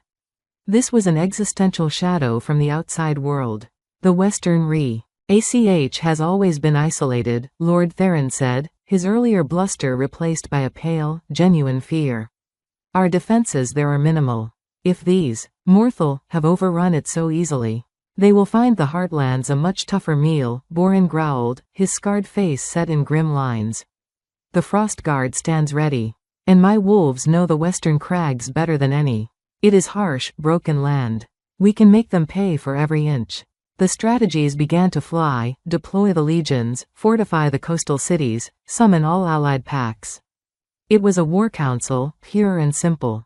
Kaelin listened, his mind already mapping battlefields, his warrior's spirit, so long dormant, rising to meet this new threat. But Alara sat in silence, her face pale. While the others spoke of armies and tactics, she felt something else. A cold, creeping sensation that was not her own fear. A void. A hunger. As the fisherman had spoken of the darkness that snuffed out the will to fight, she had felt a chill that went straight to her soul. This was not an enemy that could be defeated by claw and sword alone. This enemy attacked the spirit itself. "Kaelin," she said, her voice quiet but cutting through the military planning. All eyes turned to her. This darkness the fisherman described, it is a blight. Not on the land, but on the soul. I felt it, just an echo in his words, but it was empty. A magic of despair. The council fell silent. They could face an army of 1,000 wolves. But how did one fight despair? "What are you suggesting, my queen?" Rorik asked, his voice respectful but heavy with concern. "I am suggesting that your sword, my love, may not be enough this time," she said, her grey eyes meeting Kaelin's. "You can break their bodies, but if their magic breaks our will, your armies will shatter before they ever strike a blow. This war, it must be fought on 2 fronts. You must lead the legions to meet their steel. And I must find a way to shield our people's spirits from their darkness." The proposal was met with resistance. "Your Majesty, it is too dangerous," one lord cried. "The queen cannot be exposed to such a threat." "The queen," Alara replied, her voice gaining a steely resolve that reminded them all of the woman who had faced down Valerius, "is perhaps the only one who can. My power is life. Theirs is a perversion of it. If I do not stand against this, then all the swords in Aethelgard will be for nothing." Kaelin looked at his wife, his heart a battlefield of a king's protective instinct and a ruler's grim necessity. He saw the truth in her words. This was a new kind of war. And it required both of their strengths, pushed to the very limit. "The queen is right," Kaelin declared, his voice final. "Rorik, you will begin the mobilization. Borin, your wolves will be our scouts and vanguard. We march for the western marches in 3 days' time." He then turned to Alara, his gaze intense. "And you, my shield, will do what only you can. But you will not go unprotected. A full contingent of the royal guard will be with you, and Lyanna will not leave your side." The plans were set. The idyllic peace was over. As the citadel erupted into the controlled chaos of preparation, the ring of hammers on steel, the shouted orders, the drumming of urgent hoofbeats, Kaelin and Alara stood once more on their balcony. The wind had shifted, carrying a new, faint scent from the west. It was the smell of salt, yes, but also of ash, and something else, something cold and ancient and utterly alien. The shadow from the sea was coming. And the sword and the shield would meet it, not just as rulers, but as the last, best hope for the light of their world. This chapter introduces a formidable new enemy and sets the stage for a 2-pronged conflict. The next chapter will split perspectives between Kaelin's military campaign and Alara's spiritual quest. Chapter 14. The March of Steel and the Whisper of Light. The great western gate of Silverpeak groaned open, not for a celebratory procession, but for the grim, determined march of an army going to war. The Frostwood Legion moved with a disciplined, thunderous rhythm, a river of polished steel and determined faces flowing out of the city. At its head rode King Kaelin upon his massive white battlewolf, a living standard of frost and fury. His armor, once ceremonial, was now stark and functional, his frost-white hair tied back from a face set in lines of granite resolve. To his right rode Borin, his northern wolves a silent, grey-furred phalanx that moved with an unnerving, predatory grace. They were the spearpoint, aimed directly at the heart of the invading shadow. As they marched, the vibrant green of the heartland slowly gave way to the rocky, wind-scoured foothills of the western mountains. The air grew colder, carrying with it the ever-strengthening, foul taint of the morthel, a scent of brine, of rot, of cold, dead things pulled from the deepest trenches of the sea. They encountered no one. Villages they passed were empty shells, doors hanging open, hearths cold. There were no bodies, only a profound, chilling silence, as if every soul had simply been erased. It was in the third village they found the first true evidence of the enemy's nature. Scratched into the stone wall of a looted storehouse was a single, desperate word, carved by a claw or a dagger: empty. "They don't just take them," Borin growled, his nose wrinkling in disgust as he sniffed the air around the carving. "They hollow them out. There is no scent of struggle, no blood. Only despair. It clings to the stones." Ka. Ellen felt a cold knot tighten in his stomach. Alara had been right. This was a war for more than territory. It was a war for their very souls. His sword felt heavy on his hip. How do you cut a shadow? How do you kill a feeling? Days later, their scouts returned, their faces pale beneath their fur. They had sighted the Morthal vanguard. "They are wrong, my king," one scout reported, his voice trembling. "They walk like men, but their skin is the color of a drowned corpse. Their eyes are black pits. And the silence around them, it's not just quiet. It's like they swallow sound, swallow light, swallow hope." Our wolves became agitated, fearful. It was hard to even look at them. Kaelin knew they could wait no longer. They would make their stand at a narrow pass called the Serpent's Gullet, where the mountains forced any advancing army into a choke point. It was the perfect place for a defensive battle. But as his legion dug in, fortifying the ridges, Kaelin could feel it, a creeping sense of dread that had nothing to do with the coming battle. It was a spiritual chill, seeping into the bones of his men, making them jump at shadows, their hands unsteady on their weapons. The Morthal were still miles away, but their darkness was already advancing. While Kaelin marched towards a battle of steel, Alara's journey was one of quiet, desperate seeking. She traveled not with an army, but with a small, heavily guarded caravan heading not west, but northeast, towards the most ancient and sacred place in Aethelgard, the Moonstone Spire. It was a place of immense natural power, said to be where the first life-giver, Queen Inara, had drawn her strength to unite the packs at the dawn of time. If there was an answer to the soul sickness of the Morthal, it would be there. The journey was tense. Lyanna rarely left her side, her usual chatter replaced by a watchful silence. The royal guards, while loyal, scanned the horizon with a new, grim vigilance. The world felt unbalanced, the very sunlight seeming thinner, as if the shadow from the west was leaching the color from everything. When they finally reached the spire, it took Alara's breath away. It was not a castle or a temple, but a natural tower of pure, milky white stone that thrust towards the sky, pulsing with a soft, internal light. The air around it hummed with ancient energy, a song of creation and life that was the polar opposite of the Morthal's void. As she approached the base of the spire, placing her hands upon the warm, smooth stone, visions flooded her mind. She saw Queen Inara, not as a warrior, but as a weaver, her hands pulling threads of light from the spire itself, weaving a net of protection and unity over the fledgling packs. She saw that the true Omega's power was not merely healing wounds, but reinforcing the spirit, affirming the connections that bound all living things together. The enemy's magic was a weapon that severed those connections, that isolated the soul and left it vulnerable to being consumed. To fight it, she couldn't just heal one person at a time. She had to become a beacon. She had to amplify the innate light within every one of their people, to remind them of what they were fighting for, their bonds, their loves, their home.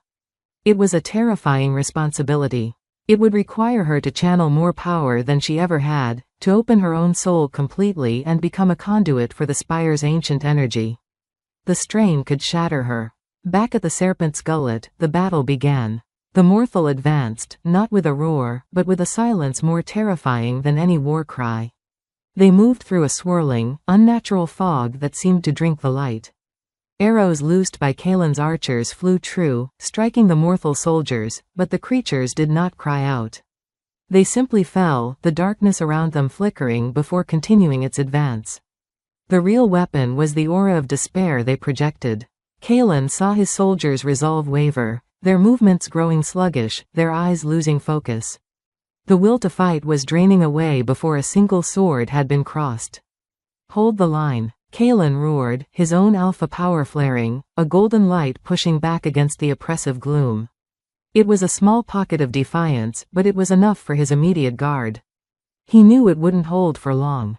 They were losing, not to steel, but to sorrow. It was in that moment of looming defeat that a new sound pierced the oppressive silence. It was not a horn, not a battle cry. It was a voice. It was Alara's voice. Hundreds of miles away, standing at the peak of the Moonstone Spire, Alara had begun to sing. It was a wordless melody, an ancient lullaby of creation that predated language. She poured every ounce of her being, her love for Kaelin, her hope for her people, her connection to the very stones and trees of Aethelgard, into the song. The spire amplified it, sending it rippling across the kingdom not as a sound to the ears, but as a feeling to the heart. At the serpent's gullet, the effect was instantaneous. The creeping despair faltered. The mortal's fog seemed to thin. A soldier who had been about to drop his sword suddenly gripped it tighter, a memory of his daughter's laugh flashing in his mind. Another, feeling a cold emptiness, suddenly felt the warmth of the bond with his packmates. Kalen felt it most strongly, a surge of love and strength so pure it made the darkness seem flimsy, insignificant. He raised his head, his golden eyes blazing with renewed fire. He looked at his soldiers and saw the light returning to their eyes. For the queen, he bellowed, his voice now a clarion call of certainty. For Aethelgard, charge. The Frostwood Legion, their spirits shielded by their queen's distant song, met the mortal advance with a roar that finally, truly, shattered the silence. The battle for their souls had been won. Now, the battle for their land began in earnest. Chapter 15. The heart of the Frostwood. The battlefield at the Serpent's Gullet was no longer a place of silent dread, but a roaring, chaotic symphony of defiance. Alara's song, a distant, ethereal shield woven from moonlight and memory, clung to the soldiers of Aethelgard.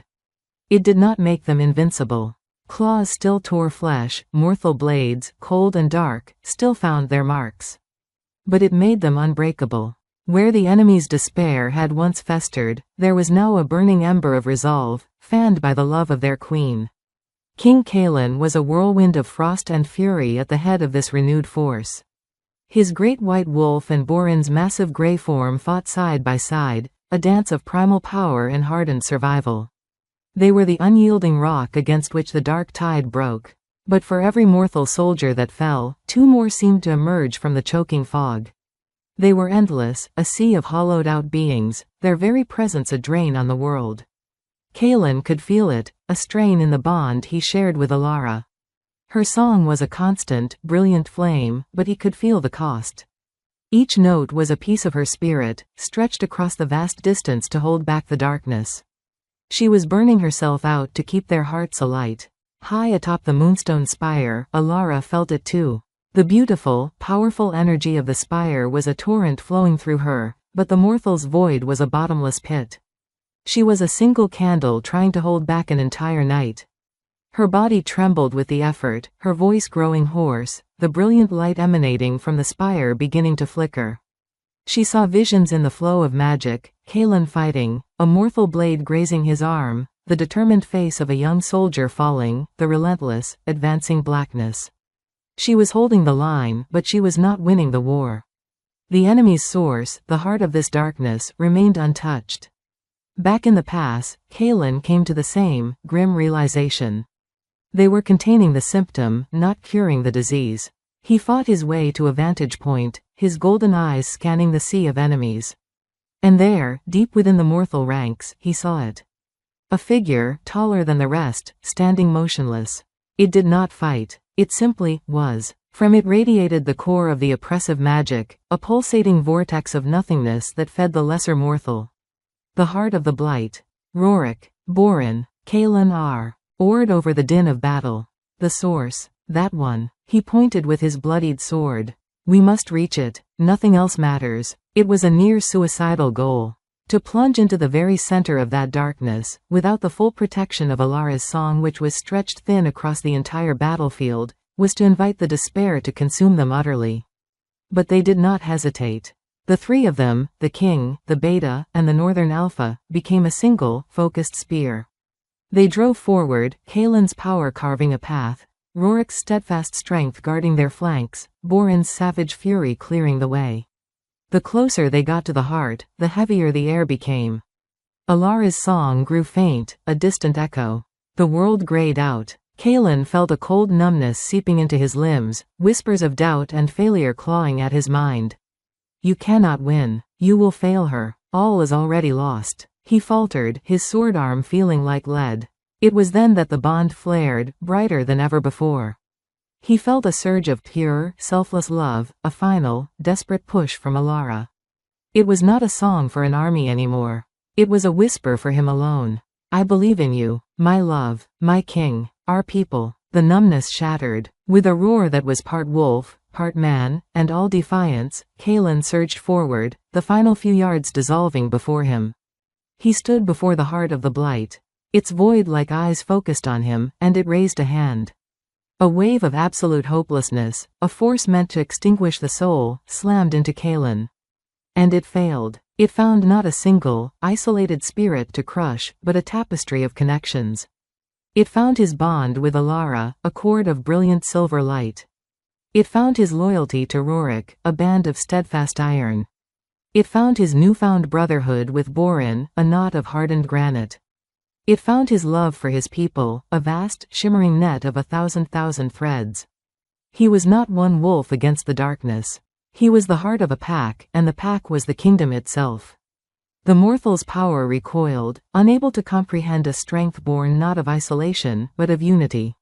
In that moment of stunned recoil, Kaelin struck. He did not use his sword. He channeled everything he was, every connection, every bond, every ounce of love and loyalty that defined his reign, and he pushed it back at the creature. A wave of pure, concentrated life, of memory and hope and unwavering spirit. The heart of the blight did not scream. It unraveled. The void that was its body flickered, then imploded with a silent, concussive shockwave of released light. The lesser mortal soldiers, their connection to the source severed, simply dissolved into wisps of black smoke, blown away by the mountain wind.